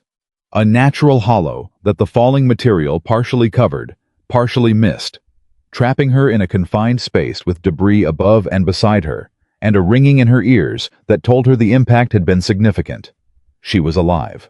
She assessed herself quickly, methodically, the way she had been trained to. Left shoulder muddy, compromised pain, significant probably structural damage, but not catastrophic.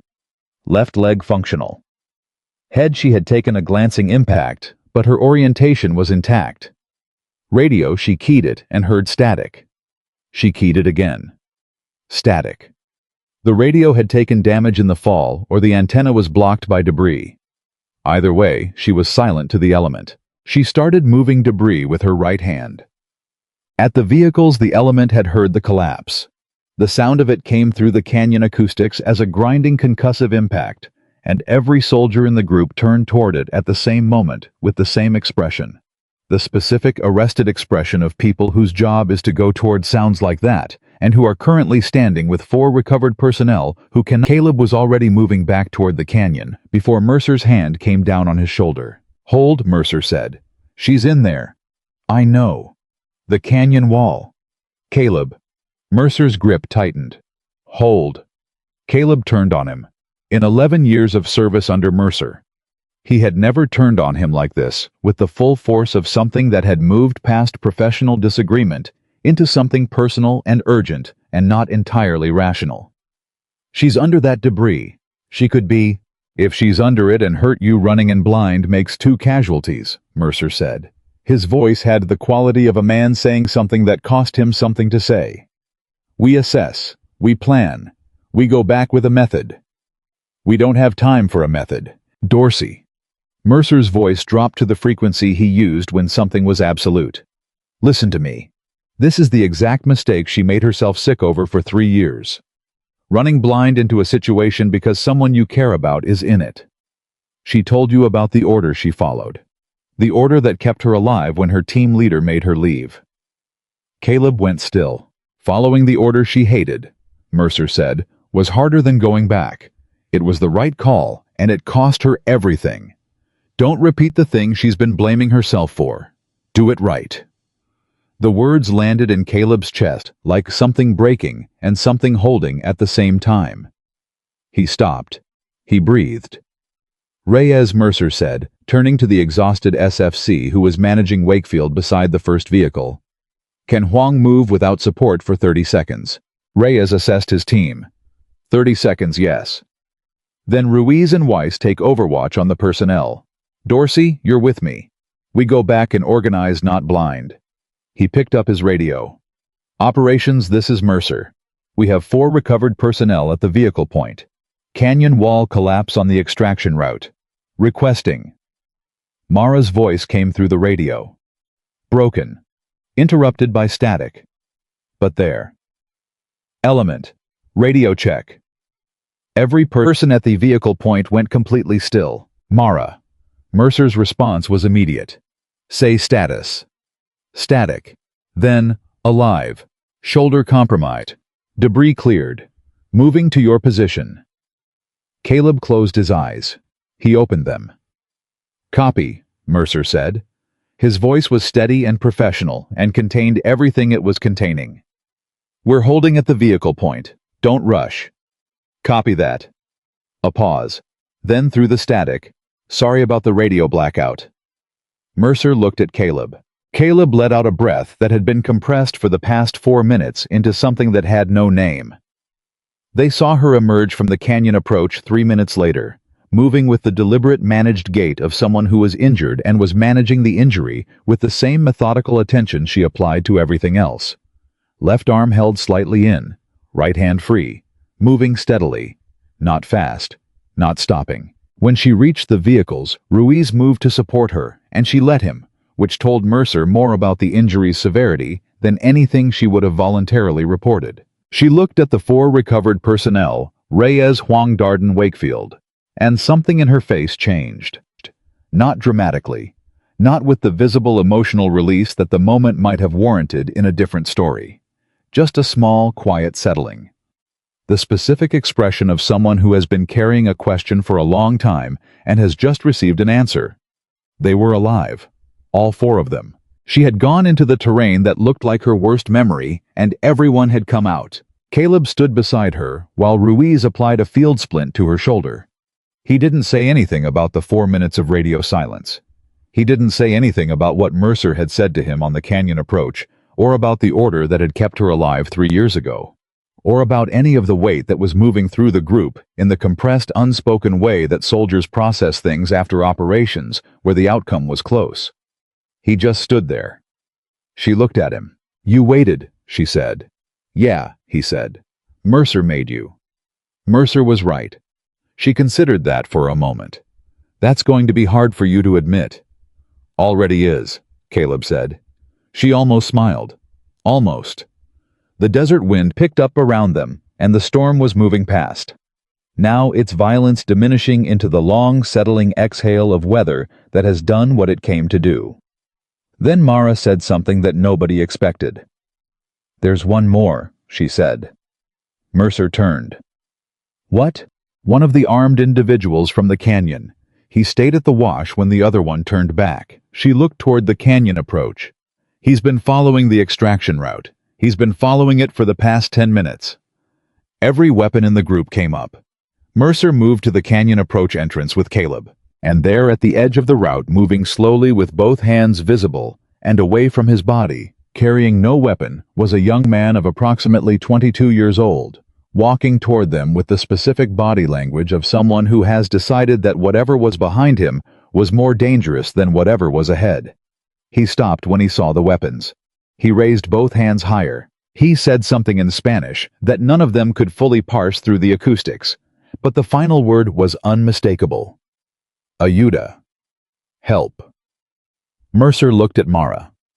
Mara looked at the young man, at his hands, at his face, at the specific geography of someone who was not a threat anymore, and possibly never had been the kind of threat the situation had forced him to appear, and made a decision in the time it took to breathe. "Stand down," she said. Mercer hesitated for exactly 1 second. Then he lowered his weapon, and behind him, one by one, the element followed. The young man's name was Eduardo. They learned that on the drive back to Redstone, when Reyes, who had grown up in El Paso and carried functional Spanish, the way some people carried a pocket knife, always available, never announced, sat beside him in the rear vehicle and began the slow, careful work of building a conversation out of someone who was deciding whether to trust the people who had just pointed weapons at him. Eduardo was 19 years old. He was from Sonora. He had crossed into this part of the desert 3 days ago with 4 other people, 2 of whom Mara had never seen, and who had apparently separated from the group when the storm hit. The man who had turned back at the wash, the one who had been with Eduardo outside the survey structure, was his cousin. His cousin had a different calculation about what walking toward armed American soldiers meant for his immediate future. Eduardo had made a different calculation, which was that the canyon behind him was filling with water, and the people ahead of him had just extracted 4 injured soldiers from a structure instead of leaving them, and that told him something about what kind of people they were. Mara sat in the front vehicle with her shoulder immobilized and her right hand in her lap and listened to the fragments of Eduardo's story filtering through from the rear. She didn't turn around. She watched the desert moving past and processed the information, the way she processed everything quietly, completely, without announcing what she was doing. Mercer was driving. He had put himself behind the wheel because it gave him something to do with his hands, and right now, his hands needed something to do. He hadn't spoken since they cleared the canyon approach. He was the kind of man who went internal after operations, who needed to run the sequence backward from finish to start and account for every decision before he could open his mouth again about any of it. He drove for 11 minutes before he said anything. "Eduardo's going to federal custody when we get back," he said. "I know," Mara said. "Border Patrol will be at Redstone by the time we arrive." "I know that too." A pause. "You still called stand down?" "Yes." "He was armed 40 minutes ago." "He was scared 40 minutes ago. The rifle was borrowed, fear not actual threat." She looked at the road. "There's a difference. It matters." Mercer drove another mile before he spoke again. "You used your medical kit on him, in the canyon before the wall came down. Ruiz found the field dressing on his arm when we processed him at the vehicle point." Mara said nothing. "You were running Overwatch on my element," Mercer said. "You were tracking 2 armed individuals, monitoring 4 missing personnel, covering a wash crossing in flood conditions, and somewhere in that sequence, you found time to put a field dressing on someone who had been pointing a rifle in our direction 20 minutes earlier." "He was bleeding," she said. "Mara." She turned and looked at him. Mercer kept his eyes on the road. "That's either the most reckless thing I've seen on an operation in 11 years, he said, "or it's something else entirely. Which do you think it is?"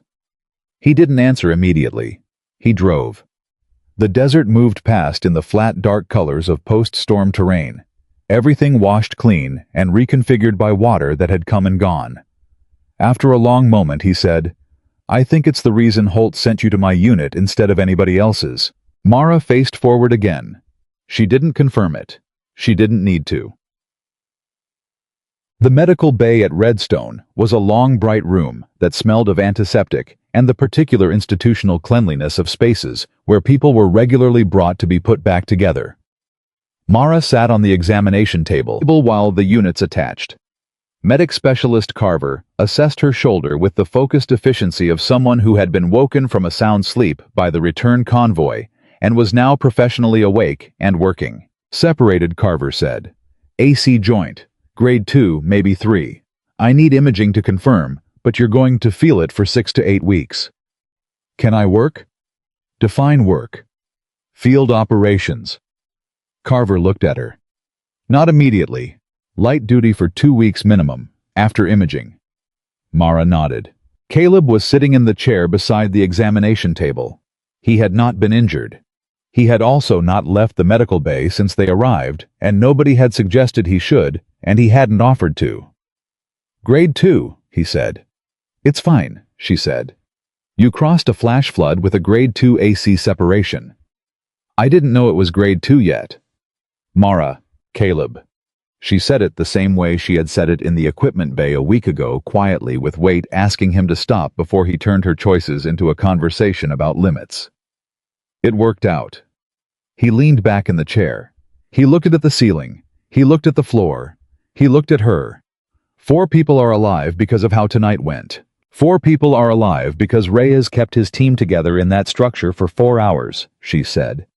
Because Darden carried Huang's rifle and his own fear across a canyon in a desert storm. Because Mercer made the right calls on the approach. She let that settle. "I just read the ground and held 2 armed individuals with 3 suppression shots while we crossed a flooding wash," Caleb said, "and called no shoot on Darden when every indicator said threat, and stabilized a hostile who turned out to be a frightened teenager before the canyon wall came down on you."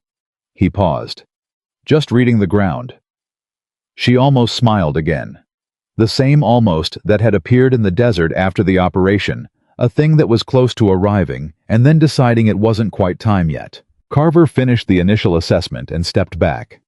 "I'll set up imaging for 0700. Tonight you rest, both of you," he added, looking at Caleb with the specific expression of a medic who understood that emotional trauma and physical trauma kept different schedules, and that the person sitting in the chair often needed attention as much as the person on the table. Caleb looked at Mara. "Go," she said. "I'm fine." "I know. Go anyway." He stood. He looked at her one more time, the full assessment look of someone checking all the variables before he trusted the situation to hold without him, and then he left. Mara sat alone in the medical bay and listened to the quiet of the installation settling back into its normal rhythms after the disruption of the evening. She could hear distantly the sound of vehicles and voices as the Border Patrol units processed Eduardo in the administration area. She could hear Mercer's voice somewhere in the operations center delivering a debrief to the night duty officer. She could hear the wind still moving across the desert outside, carrying the last residue of the storm that had started everything. She sat with all of it. Then she lay back on the examination table, closed her eyes, and for the first time in 3 years, slept without dreaming about Raven Section. Mercer came to find her the next morning.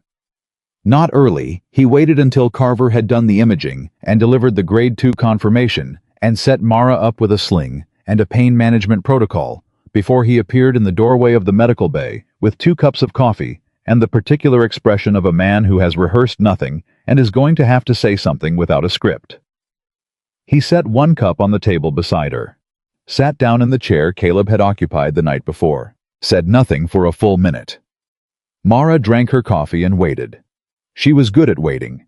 She had spent 3 years waiting for things to resolve, for clarity to arrive, for the specific weight in her chest to either lift or solidify into something she could learn to carry better. She was patient with the process. "Last night," Mercer said finally. "Last night," she agreed. "Eduardo." He wrapped both hands around his cup. "Caleb told me about the field dressing." "Carver told you about the field dressing," she corrected. Caleb just confirmed it. Mercer accepted that. Why? She looked at him directly.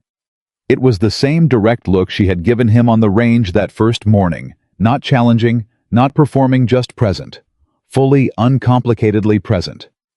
Because he was hurt, and the situation that made him dangerous had passed, and leaving a wounded person bleeding because they were on the wrong side of a situation 20 minutes ago. She stopped. I couldn't do that. Most soldiers could, Mercer said. Most soldiers would. I know. That doesn't bother you.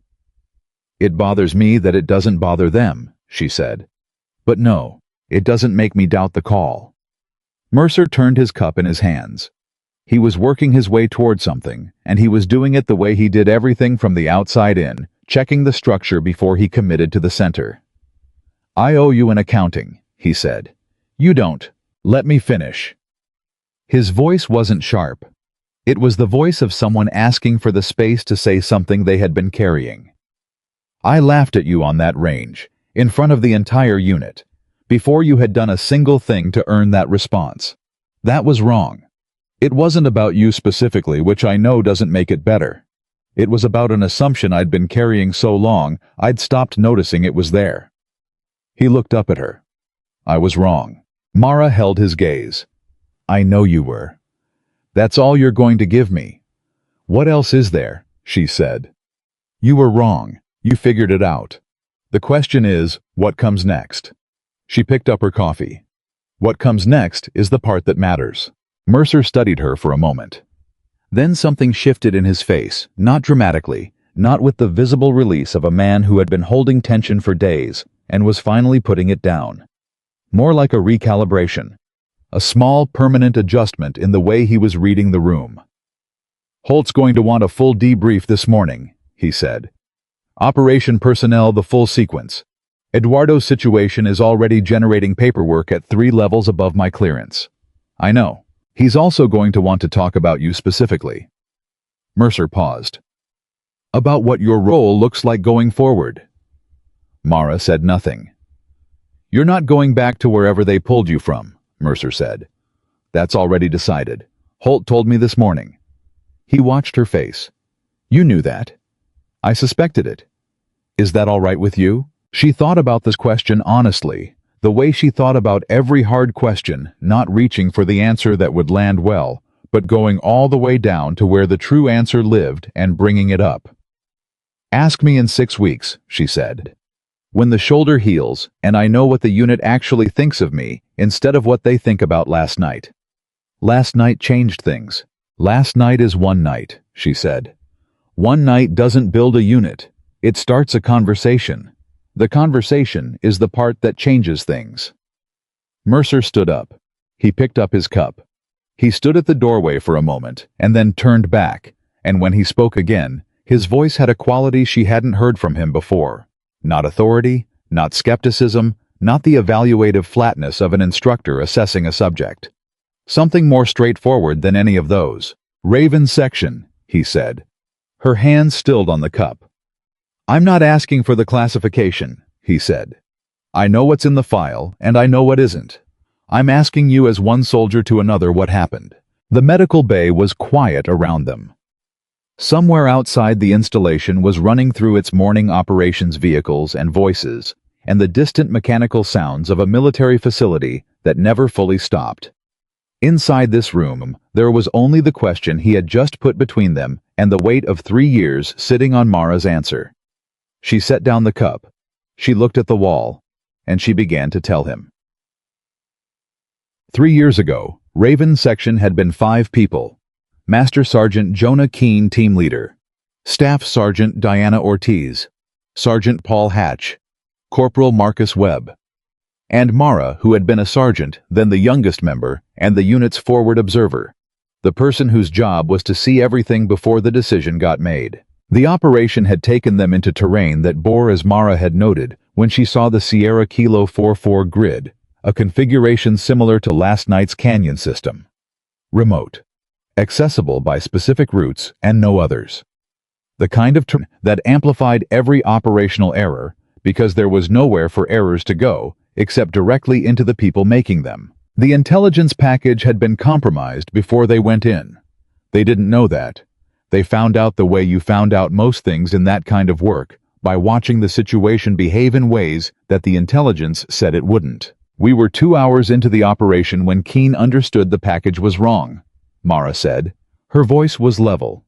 It was the leveled voice of someone who had rehearsed this sequence so many times in their own mind that the words had become something to manage rather than something to feel. The secondary position that was supposed to be empty had personnel in it. The route that was supposed to be clear had been active within the last 6 hours. Someone who knew our package had given it to the other side. Mercer said nothing. He was listening the way soldiers listened when information was operational completely without interjecting, building the picture. Keene made the call to extract. We moved to the secondary rally point. She paused. Ortiz went down on the first approach route. She was alive, but she couldn't move at exfil speed, and the situation was deteriorating too fast for a carry extraction. So Keene told Hatch and Webb to stay with Ortiz, set up a defensive position at the secondary structure. He called for emergency extraction and told them a recovery team would come. Her hands were in her lap. Still. He was right to do that. It was the correct tactical decision. A 4-person carry extraction with active pursuit in deteriorating conditions would have cost everyone. Leaving 2 mobile soldiers with 1 injured soldier at a defensible position and getting the intelligence out was... She stopped, started again. It was correct. But you didn't want to go, Mercer said. I told Keene I was staying. He refused. He told me I was carrying the intelligence, and I was going with him. She looked at the wall. I told him I didn't care about the intelligence. What did he say? She was quiet for a moment. Long enough that the sound of the installation outside filled the space. Then, he grabbed my vest. He got right in my face, and he said... She stopped, breathed, started again. Following an order you hate may be harder than dying beside us. Do it anyway. The silence that followed had weight to it. Mercer sat back down in the chair, not deliberately, as though the weight of what she had just said had applied physical pressure. The recovery team arrived too late, Mara said. Keene made it out. He filed the full report. He took full operational responsibility for the decision. 14 months later, he had a stroke during PT and died at a hospital in Virginia. She looked at Mercer directly. He never said a word to suggest the decision was anything other than his. Everything in the classified file about that operation belongs to him. And you've been carrying it anyway, Mercer said. I've been trying to figure out if I should have fought the order harder, she said. For 3 years I've been going over it. Whether there was a choice I missed. Whether being younger and less experienced made me defer when I should have pushed back. Whether... She stopped. Whether the order was right, and I just couldn't live with right. Mercer looked at her. You've been going back for people ever since, he said slowly. Caleb in the navigation exercise. Torres at mile 17. Eduardo in the canyon. Yes. Because you couldn't go back for them. Because Keene ordered me not to, she said. And the order was correct. And Ortiz and Hatch and Webb deserved better than a correct order. And those 2 things are both true, and I've never been able to put them in the same place without it tearing something. Mercer was quiet for a long time. The kind of quiet that wasn't absence. It was presence full and engaged, the quiet of a man genuinely processing something that was larger than his available frameworks for understanding it. I judged you by gender, he said finally. The first morning, before you did anything. Yes, she said. And you judged yourself by survival. Whether you deserve to have come back. She didn't answer immediately. She looked at the wall again. At nothing in particular at the space where an answer lived that she hadn't finished constructing yet. I'm still working on that part, she said. Last night, Mercer said. The canyon. 4 people out alive. Eduardo stabilized. You under a debris field with a radio out, and you still got yourself to the vehicle point. He paused. Keene's order kept you alive so you could do that. The words hit her differently than she expected. Not like comfort. She had tried comfort before, and it sat wrong, too easy, too willing to paper over the gap. This hit like information. Like something true arriving from an angle she hadn't been looking. She sat with it. She didn't respond immediately, which was the honest response. "I don't know if that's enough to make peace with it," she said. "It might not be," Mercer said. "But it's somewhere to start." He stood up again. This time he moved all the way to the door. "Holt at 0900, he said. "I'll tell him you'll be there." "Tell him I'll be on time," she said. Mercer almost smiled. Almost the same almost that had been living on her face for the past 12 hours. The expression of something that was close to arriving, but hadn't quite decided to yet. He turned and walked out of the medical bay. Mara sat alone with his words, and the morning light, and the weight that was possibly for the first time sitting at a slightly different angle than it had for 3 years. Holt's debrief lasted 90 minutes. He asked clean, precise questions in the order that mattered: operational sequence, first personnel status, second threat, assessment third, Eduardo's situation fourth. He listened to Mara's account with the attention of a man who had known more than he had disclosed from the beginning and was now receiving confirmation of what he had anticipated. When she finished, he set down his pen. "The stand-down call on Eduardo," he said. "Yes. Walk me through your decision logic." She did. Clean, sequenced, without defending herself, just the observable indicators and the assessment she had made from them, and the outcome the assessment had produced. When she finished, Holt nodded once. "The call on Darden," he said. "The no-shoot." "Same process. The observable data didn't support the threat assumption. I waited for confirmation." "You had 6 seconds before he would have reached Mercer's position." "I had enough. What if you had been wrong?" She looked at him directly. "Then I would have been wrong about the most important call of the operation, and a soldier would have died because of my error." She didn't flinch from it. "I was not wrong." "No," Holt agreed. "You weren't." He picked up his pen again, made a note, set it back down. "Eduardo is being processed through federal channels. His information about the network his group was operating through is being evaluated by 3 agencies. He specifically requested that the soldier who gave him medical treatment be identified in his cooperation statement as the reason he decided to approach rather than evade." He looked at her. "That's you." Mara said nothing. He said, and I'm translating loosely, that you treated him like a person at a moment when nothing about the situation required you to. Holt held her gaze. "He's 19 years old, and he's going to be in federal detention for a significant period. But he's alive, and he cooperated, and the information he's providing is real." Another pause. "That started with a field dressing." "It started with him making a decision to approach," Mara said. "I just gave him a reason." Holt allowed that. "Mercer submitted his evaluation update this morning," he said, changing direction. "I know. You don't know what it says." "I know Mercer," she said. "I know what it says." Holt looked at her for a moment. Then he turned the folder on his desk around and slid it toward her. She picked it up and read it. It was 2 pages. The first page was the standard evaluation format: categories, scores, comments. The scores were honest in a way that the previous week's scores had not been. Endurance solid above average when contextual factors accounted for. Navigation exceptional under degraded conditions. Close quarters, strong prioritization over raw speed. Range exceptional. Field judgment exceptional. The second page was not a standard form. It was a memorandum, and it bore Mercer's signature at the bottom, and it said in language that was direct enough to be unmistakable, but formal enough to survive institutional review. Staff Sergeant Mara Vance's contribution to Operation Dust Lantern Recovery cannot be accurately assessed by existing evaluation metrics. The metrics measure what soldiers can do under controlled conditions. Vance's value to this unit is demonstrated by what she does when conditions are no longer controlled. I recommend her permanent assignment to Camp Redstone Reconnaissance Training Program.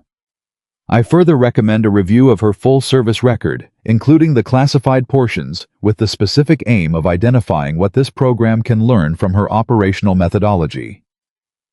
The unit laughed at her on the first morning. We owe her the honesty of admitting what that says about us, not what it says about her. Mara read it twice. She set it down. She looked at the wall for a moment in the particular way she looked at things when she was accounting for them, taking them in, placing them properly, deciding what they meant. "He didn't have to write the last paragraph," she said. "No," Holt agreed. "He didn't. Mercer doesn't do things he doesn't have to do." "That's accurate." "Then he meant it." "Every word," Holt said. She was quiet. Outside, the installation was running through mid-morning operations. She could hear through Holt's the distant sound of the range shots firing in sequence, the sharp crack of rifles, and the muted response of steel targets. The unit was running qualification work.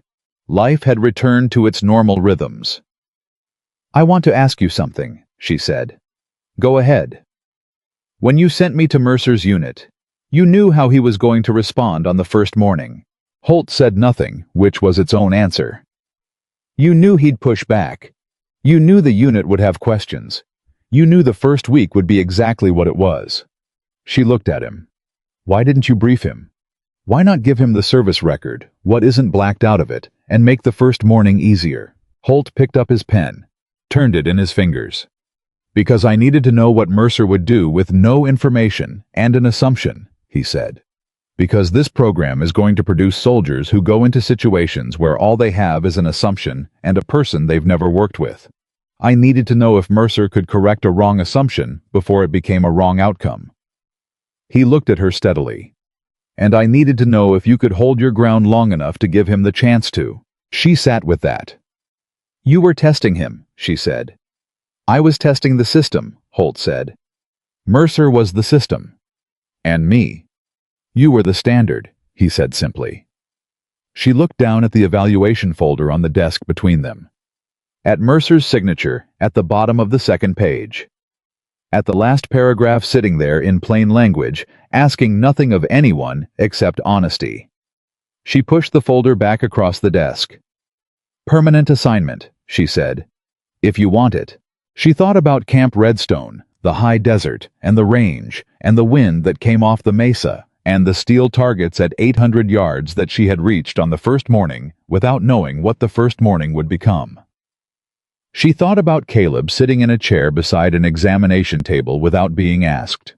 She thought about Mercer driving 11 silent miles and then saying the thing he needed to say without a script. She thought about Eduardo, 19 years old, walking toward armed soldiers in the dark because someone had given him a reason to trust. She thought about Keene.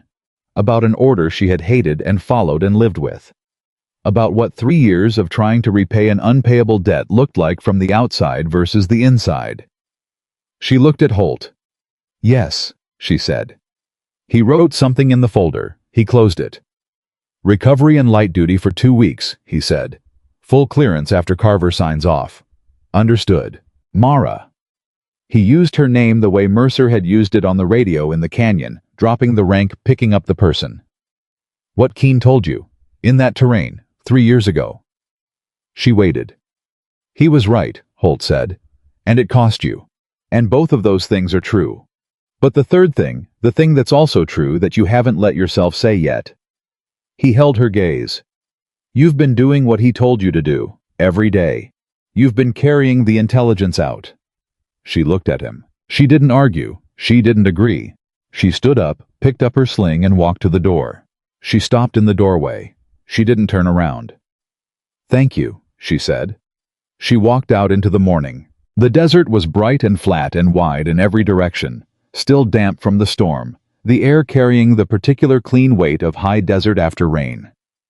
She stood in it for a moment, not performing stillness, not managing herself for anyone watching. Just standing in the morning with the shoulder that hurt, and the assignment that was real, and the 3 years of wait that was possibly beginning to find a different way to sit. The range was running in the distance. She could hear the shots. She listened to them for a long moment. Then she turned toward the field house, toward Caleb, toward the unit that had laughed and then gone silent, and then gone into the desert with her and come back out the other side. She walked. The 2 weeks of light duty passed the way recovery always passed for people who were not built for stillness, slowly, unevenly, with too much time to think and not enough to do. Mara ran every morning. Not at full pace, Carver had been specific about impact loading on the shoulder during the first week, and she followed his instructions with the same methodical compliance she applied to everything that had a correct answer. But she ran, and the desert gave her the silence and the distance she needed to process what had happened and what was coming. She ran the perimeter of the installation before the sun fully committed to the day, when the air still carried the cool mineral smell of high desert morning, and the light was the particular pale gold that made everything look temporary and valuable at the same time. She thought about Keene during those runs. She thought about him differently than she had before Mercer's office, before the medical bay, before Holt's quiet statement that had landed like something true from a direction she hadn't been facing. She still couldn't make peace with all of it. She suspected she never would completely, that there would always be a residue of that night that didn't resolve, that sat at the edge of her understanding and refused to be fully metabolized into wisdom or acceptance, or whatever the clean endpoint was supposed to be. But she was beginning to understand that carrying something permanently was different from being crushed by it. Caleb ran with her on the fourth morning. He didn't ask permission, and she didn't require it. He simply appeared beside her at the start of the perimeter route, when the darkness was still thinning at the edges, matched her pace in the first 100 meters, and ran beside her for 4 miles without saying anything until she said something first. She said, "How's the unit?" "Quiet," he said. "Good quiet, not awkward quiet." "There's a difference." "Big one." He ran another 50 meters. "Torres asked me yesterday if he could talk to you about the navigation exercise, the one where you stopped us at the wash." She looked at him sideways. "What about it?" "He wants to understand how you read it. What you were seeing that he wasn't." Caleb paused. "I think he's been thinking about it since it happened. How close we came to being in that wash when it ran." "Send him to find me after PT," she said. "He'll appreciate that." "Don't tell him I said that. Let him just show up." Caleb almost smiled. "You're going to make him do the work of asking." "He needs to get comfortable asking," she said. "Soldiers who can't ask questions get people killed." They ran another mile before Caleb spoke again. "Pryor apologized," he said, "for the equipment bay, what he was saying about Raven section." Mara kept her pace. "I know. He came to find me 2 days ago." "What did you say?" "I told him I appreciated it, and to think about why he had the information he had, and what he'd done with it, and what that pattern looked like at a larger scale." She paused. He was quiet for a while. Then he said he understood. "Did he?" "I think he's starting to," she said. "That's enough." They finished the run without talking about anything that mattered, and talked about everything that did: the range schedule, Huang's recovery progress, the bureaucratic aftermath of Eduardo's federal processing, which had generated paperwork at altitudes that made Mercer visibly tired just discussing it. They talked the way soldiers talked when the acute phase of something was over, and the normal texture of work was reasserting itself, and Mara noticed that the conversation felt different than it had in the first week. It felt like the conversation of people who had been somewhere together and come back. That was not a small thing. Carver signed her clearance on the 14th day, 8 hours before Mercer had scheduled the first session of what Holt had formalized during the recovery period as the Judgment Under Pressure module, a new component of the reconnaissance qualification program that had not existed 3 weeks ago and would not have existed without Operation Dust Lantern and everything that had preceded it. Mara read the program documentation the night before it launched. Holt had given her authorship credit for the core methodology, which she had not asked for and would not have requested, but which sat differently than she expected. Not uncomfortable, not performative, just accurate. The methodology was hers. It had been built from 6 years of operating in environments where the official information was wrong, and the ground was the only source that didn't lie. It belonged in the document. The module was built around a central principle that Mercer had stated in his memorandum, and that Holt had formalized into program language accuracy measures, whether a soldier can hit the target. Judgment measures, whether they should. Existing qualification metrics evaluated the first. The new module evaluated the second. It was not a popular addition in every quarter. There were 3 senior NCOs on the Redstone staff who had submitted objections through the formal comment process, not hostile objections, but the legitimate institutional skepticism of people who understood that judgment was harder to quantify than accuracy, and worried about what subjective evaluation criteria did to consistent standards. Mara had read their objections carefully and incorporated 2 of their specific concerns into revised assessment rubrics. The third concern she had taken to Mercer, who had taken it to Holt, who had scheduled a separate meeting to address it. The process was unglamorous and slow and real, and Mara found that she trusted it more for being all 3 of those things. The first session ran at 0700 on a Tuesday 6 weeks, and 2 days after the morning, she had arrived at Camp Redstone with a rifle case beside her boot and a classified file that nobody could read. 12 candidates, 8 men, 4 women, all at various stages of the reconnaissance qualification process. All looking at the 2 instructors standing at the front of the range with the particular assessment wariness of soldiers who understood that whatever came next was going to be evaluated. Mercer stood to Mara's left. He had asked to be one of her instructors, not assigned asked. The distinction mattered to both of them, and neither of them had needed to say why. Mara looked at the 12 candidates assembled in front of her. She looked at their faces. The careful blankness that soldiers deployed when they were being observed, the controlled positioning of people who knew the evaluation had already started and were managing their presentation accordingly. She recognized it. She had worn that face herself on a different range on a morning that felt from this side of everything that had followed, like it had happened to a slightly different version of her. She let the silence sit for a moment longer than was comfortable. Then she said, "I'm going to tell you something that this program hasn't told you before. The reason it hasn't told you is that until recently, nobody here knew how to build it into a qualification framework. So pay attention, because this is the part that will determine whether you survive the situations that break other people." 12 faces. 12 different relationships with the concept of listening. She had 12 minutes before the first scenario, and she used them the way she used everything completely without wasting motion. "Accuracy is a tool," she said. "Judgment is the hand that holds it. A soldier with perfect accuracy and no judgment is a liability. A soldier with average accuracy and exceptional judgment is an asset. This program is going to teach you to be both. But it's going to spend more time on the second one than you're used to, because every other phase of your training has already spent significant time on the first." A hand went up. A young woman in the 3rd row. Compact, alert, the kind of physical stillness that suggested either training or natural temperament.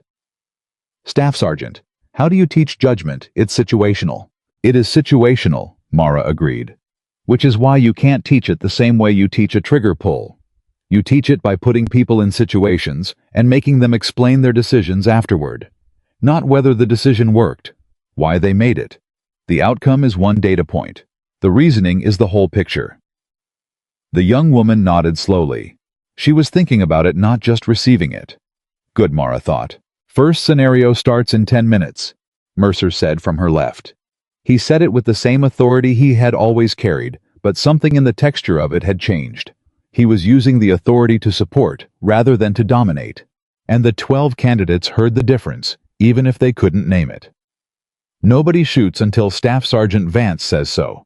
That's not a range safety rule. That's scenario 1.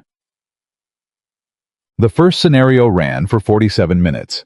It was a constructed situation, 2 designated threat targets, 3 designated non-threat targets, positioned in ways that required genuine discrimination rather than simple identification, a set of environmental variables that changed twice during the scenario, and a timeline that created real pressure without being physically impossible. Mara watched from behind the candidates the entire time. Not intervening. Not coaching in real time. Watching the way she watched everything, completely simultaneously tracking 12 individual decision patterns while also tracking the scenario itself. 3 candidates shot a non-threat target. 2 candidates froze at the second environmental variable and required prompt. 1 candidate, the young woman from the 3rd row, whose name was Specialist Rivera, held her fire for 11 seconds on a target that every environmental indicator marked as threat, and that turned out, when the scenario clock stopped, to be a non-threat in a specific context that the environmental indicators didn't capture. Rivera had seen something the indicators didn't show. She couldn't articulate it immediately. Mara spent 17 minutes in this debrief, helping her find the language for what she had done. "You were reading the behavior," Mara said. "Not the equipment, not the position, not the surface indicators. The behavior." "I didn't know I was doing that," Rivera said. "I know. That's why we're going to do it 40 more times until you know exactly what you're doing and why." Rivera looked at her. "How long did it take you to know?" Mara thought about the maintenance technician on the range. The first morning. The 30 seconds of silence that looked like hesitation and was actually calculation. The ceasefire call that everyone had thought was an overreach and that had kept a man alive. "Longer than it should have," she said. "You're starting earlier than I did. Use the advantage." 6 weeks into the module, the thing that Mercer had not predicted happened. The unit started changing its culture, not dramatically, not with announcements or ceremonies or the formal markers of institutional shift. It happened the way real change always happened, in small close-quarters groups, in individual moments that accumulated in conversations that happened between the moments, in the gradual replacement of one set of assumptions with another. Pryor stopped repeating things he hadn't verified. He did it quietly without making a performance of the change, which was more valuable than any public declaration would have been. Torres started asking questions before the scenario, instead of improvising during it, and his improvisation during it got better as a result. Ruiz began running the post-scenario debriefs with the same careful language Mara used, not mimicking, but adapting, taking the framework and making it his own. Hartwell, the unit's fastest close-quarters operator, the one Mara had not been faster than in the drills, came to find her one afternoon, after a range session, with an expression she recognized as the specific look of a man who had been thinking about something for a long time and had finally decided to say it. "The second drill scenario," he said. "Back during evaluation week. I cleared the room in the wrong order." "Yes," she said. "You cleared it in the right order and finished 4 seconds slower." "Yes." "Mercer scored me ahead." "He did." Hartwell was quiet for a moment. "I didn't know I'd done it wrong until I ran the debrief 3 weeks later and looked at the recorded sequence. I'd been telling myself I won that scenario." Mara looked at him. "What changed when you understood you hadn't?" "I stopped trusting fast as a proxy for correct," he said. "I started running the sequence in my head before I moved, not while I was moving." He paused. "My times went up by 1.5 seconds on average. My outcomes improved by—" He stopped. "Significantly." "Does the second half bother you? The times going up?" "It did for about a week," he said. "Then I ran a live scenario where the sequence mattered, and the 1.5 seconds paid for itself 10 times over." Mara nodded. He started to turn away, then stopped. "I laughed," he said. "That first morning, when Mercer made the joke." She waited. "I'm not—" He stopped, started again. "I don't have a better way to say it than I'm sorry, so that's what I'm saying." Mara looked at him for a moment. "You stopped laughing at the right time," she said. "That's not nothing." He accepted that, turned and walked away. She watched him go and understood that this specific small, unremarkable exchange was more significant than the 800-yard shot had been. The shot had created a moment. This was the residue of that moment worked into the daily behavior of a person who had heard something, sat with it, and changed something real about how they operated. That was what change actually looked like. Not a single dramatic turn. 100 small revisions. The twist came on a Thursday morning 8 weeks into the module, when Holt called both Mara and Mercer into his office at 0800 with a folder on his desk that was thicker than either of them had seen him use for a routine meeting. Mara looked at the folder. Mercer looked at Holt. "Sit down," Holt said. They sat. "I received a communication yesterday from the Joint Reconnaissance Oversight Board," Holt said. He opened the folder, but didn't look down at it. "They've been monitoring the Judgment Under Pressure module since its second week. Not because we requested oversight, because someone on the board saw Mercer's memorandum and started pulling threads." Mara was still looking at the folder. "What kind of threads?" "The kind that led them to the operation. Eduardo's cooperation statement, the Darden no-shoot call, the beacon identification, the approach modification that avoided the compromised route. Holt paused. And the full operational record from Raven Section, which the board has now reviewed with clearances that exceed mine. The room went very quiet. They reviewed Raven Section, Mercer said. Slowly, like a man making sure he understood the sentence before he responded to it. The full record, including the portions that have been classified since the operation closed. Holt looked at Mara directly. Including Master Sergeant Keen's after-action report, which was complete and specific and unambiguous about the decision sequence and who made which call. Mara said nothing. The board's position, Holt continued, is that the classification of Raven Section's record has had an unintended operational consequence. Specifically, that it allowed an incomplete narrative to circulate within the service, a narrative that you've been living with for 3 years without the institutional mechanism to correct it. The rumor, Mercer said. The pattern of the rumor, Holt said. It's not the first time it's happened with a classified operation. When the record is sealed, the story fills the space, and the story rarely favors the person who survived. Mara's hands were in her lap, still the way they went still when she was managing something that required management. What is the board proposing? A partial declassification of Keen's after-action report, Holt said. Specifically the sections that establish the decision sequence and the order that was given. It won't be public. It won't be in a press release. But it will be in your accessible service record, visible to any commander reviewing your file. She looked at him. That's not why I've been... I know it's not, Holt said. That's not why I'm telling you. I'm telling you because you deserve to know the board reviewed it and what they found. He held her gaze. Keen's report calls the decision to order your extraction the correct tactical call, given available information and conditions. He specifically notes your objection and his override. He specifically notes that your compliance with the order preserved the intelligence that informed 3 subsequent operations. He paused. He also writes in the final paragraph, and this was classified with everything else, so you've never seen it, that the hardest order he ever gave in 22 years of service was telling you to go. Mara looked at the folder on Holt's desk. For a moment she was completely still in the way that preceded either breaking or holding the moment, before a structure proves whether it's been built to last or only built to look like it has. She held. He knew, she said quietly. Yes, Holt said. He knew what it would cost me. He knew, and he gave the order anyway, because it was correct. Holt's voice was careful and honest. And because he trusted you to be strong enough to carry it. The silence in the room had a different quality than the silences that had preceded it. Not heavy, or not only heavy. Something else was in it. Something that had been working its way toward the surface for 3 years and had finally found enough opening to arrive. Mercer was looking at the floor.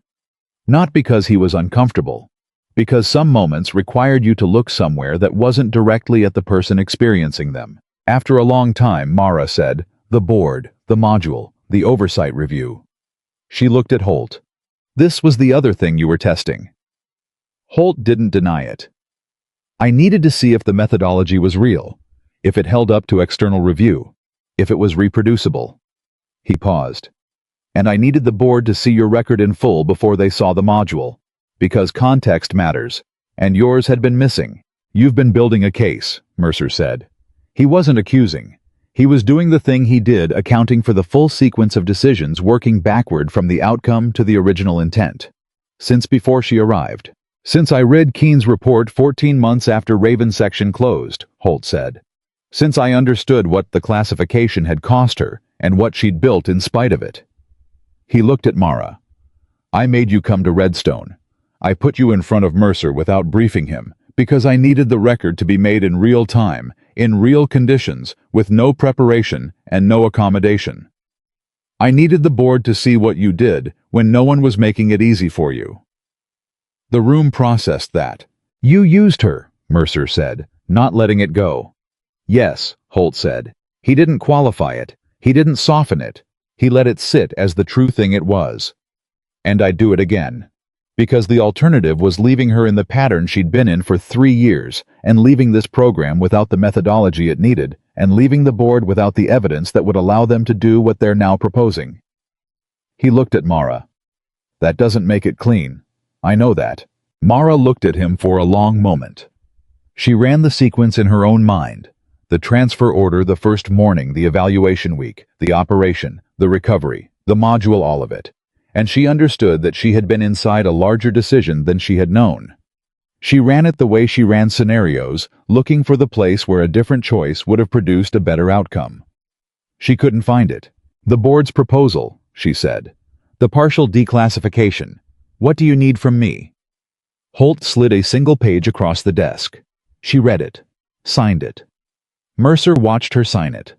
When she set the pen down, he said, "For what it's worth, and I know what it is and isn't worth if I'd been briefed that morning. If I'd known the full record before you walked onto my range." He stopped. "You wouldn't have laughed," she said. "No. Then we'd have a smaller story," she said. "And the module would have less in it." She picked up the folder edge and set it back on the desk cleanly. Maybe Holt knew that too. Mercer looked at Holt. Holt said nothing, which was its own answer. The final evaluation of the module's first full class ran on a Friday in early autumn. 12 candidates, the same 12 who had begun with Mara 6 weeks earlier. They were not the same 12 soldiers, which was the entire point. Rivera was the last to run her final scenario. Mara had not arranged it that way. The sequence was randomized by Mercer's process, but when Rivera's name came up last, she understood it as the kind of accident that tells you something true. The scenario was a version of the Darden situation. Not identical, nothing was ever identical, but structurally similar. An individual approaching from an unexpected direction. Ambiguous indicators. Time pressure. A window for a shot that was clean and available, and by every standard, trigger discipline assessment justified. Rivera got behind her rifle. She watched. She was still for 14 seconds. Mercer, standing beside Mara, said nothing. He had learned over 6 weeks that the silence was not absence. The silence was the work. At 17 seconds, Rivera lowered her rifle. "No shoot," she said. Her voice was level, certain. The scenario controller stepped into view. "Your reasoning." Rivera described it in precise sequential language. The behavioral indicators, the specific movement pattern that contradicted the threat profile, the 2-second observation window that had given her the additional data she needed to revise her initial assessment. She described it the way someone described a process they understood completely and had performed under real pressure and trusted. When she finished, the range was quiet. Then Mercer said, "Correct." One word. The way he always delivered it. Flat factual without decoration. Rivera exhaled. Mara watched her exhale and felt something settle that had been working toward settled for a long time. After the debrief, when the candidates had cleared the range and the afternoon light was doing what it did in the high desert, turning everything it touched into the specific gold of things that would not last. Mercer stood beside Mara at the firing line and looked downrange at the steel targets. The same steel targets, the same range, the same wind off the mesa 12 miles an hour at the firing position, and something different at the targets, layered and complex and requiring someone to read it rather than just feel it. Rivera, he said. "She'll be exceptional," Mara said. "Not at everything, at the things that matter. Like you." She looked at him. "I'm not exceptional at everything, Mercer. I know that," he said. "I also know that the things you're not exceptional at don't get people killed. The things you are exceptional at do the opposite." He was quiet for a moment. "I've been coaching reconnaissance soldiers for 11 years. I've been right about a lot of them. I've been wrong about a few." A pause. "I've only been wrong the way I was wrong about you once." "That's one too many," she said. "Yes," he agreed. "It is." He turned to look at her directly. "You didn't need my opinion to be good at what you do." "No. But you needed this unit to be what it's becoming." She thought about that, about whether it was true, about what truth it was specifically, if it was true. Maybe, she said. Or maybe the unit needed what came from working this out.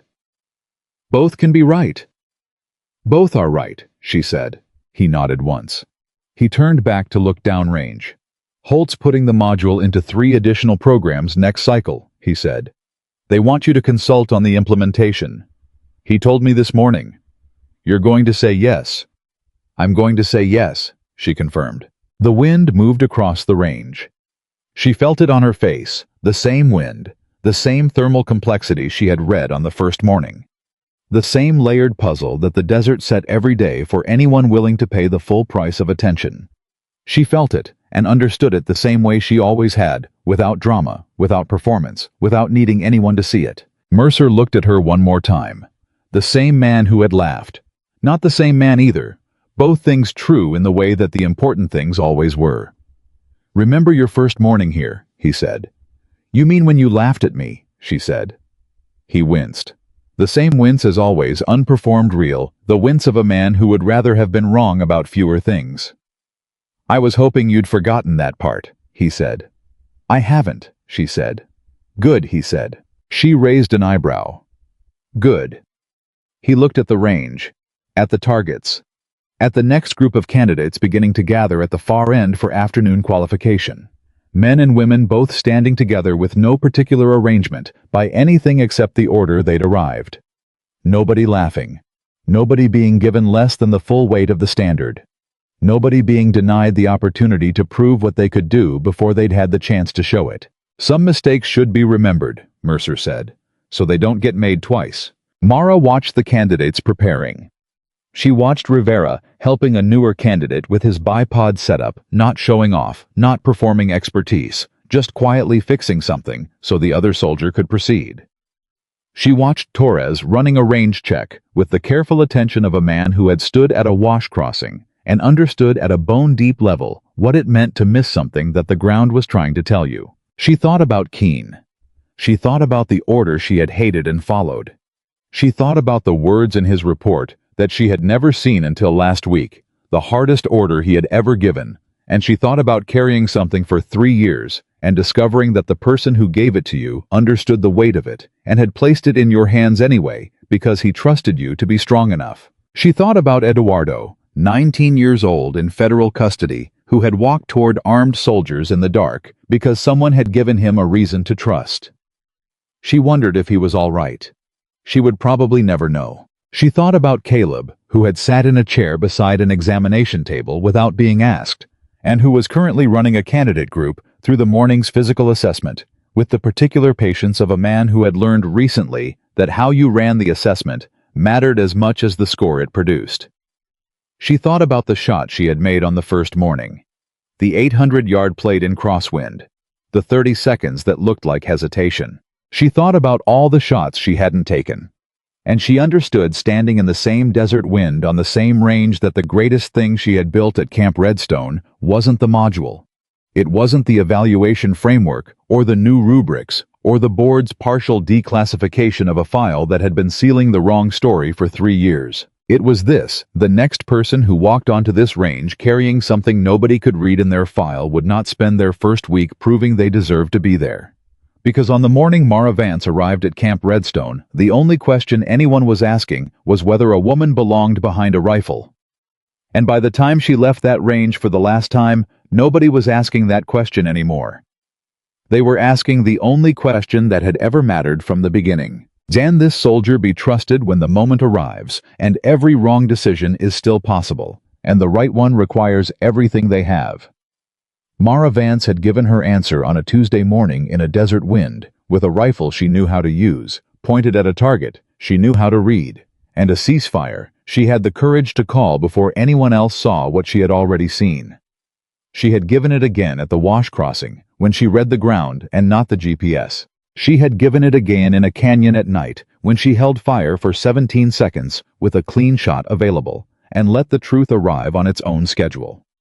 She had given it every time she chose the mission, over the recognition, the team, over the time, the right call, over the easy one. Some soldiers spent entire careers trying to prove they belong. Mara Vance had walked onto a range, read the wind, and let the answer speak for itself. It had been speaking ever since.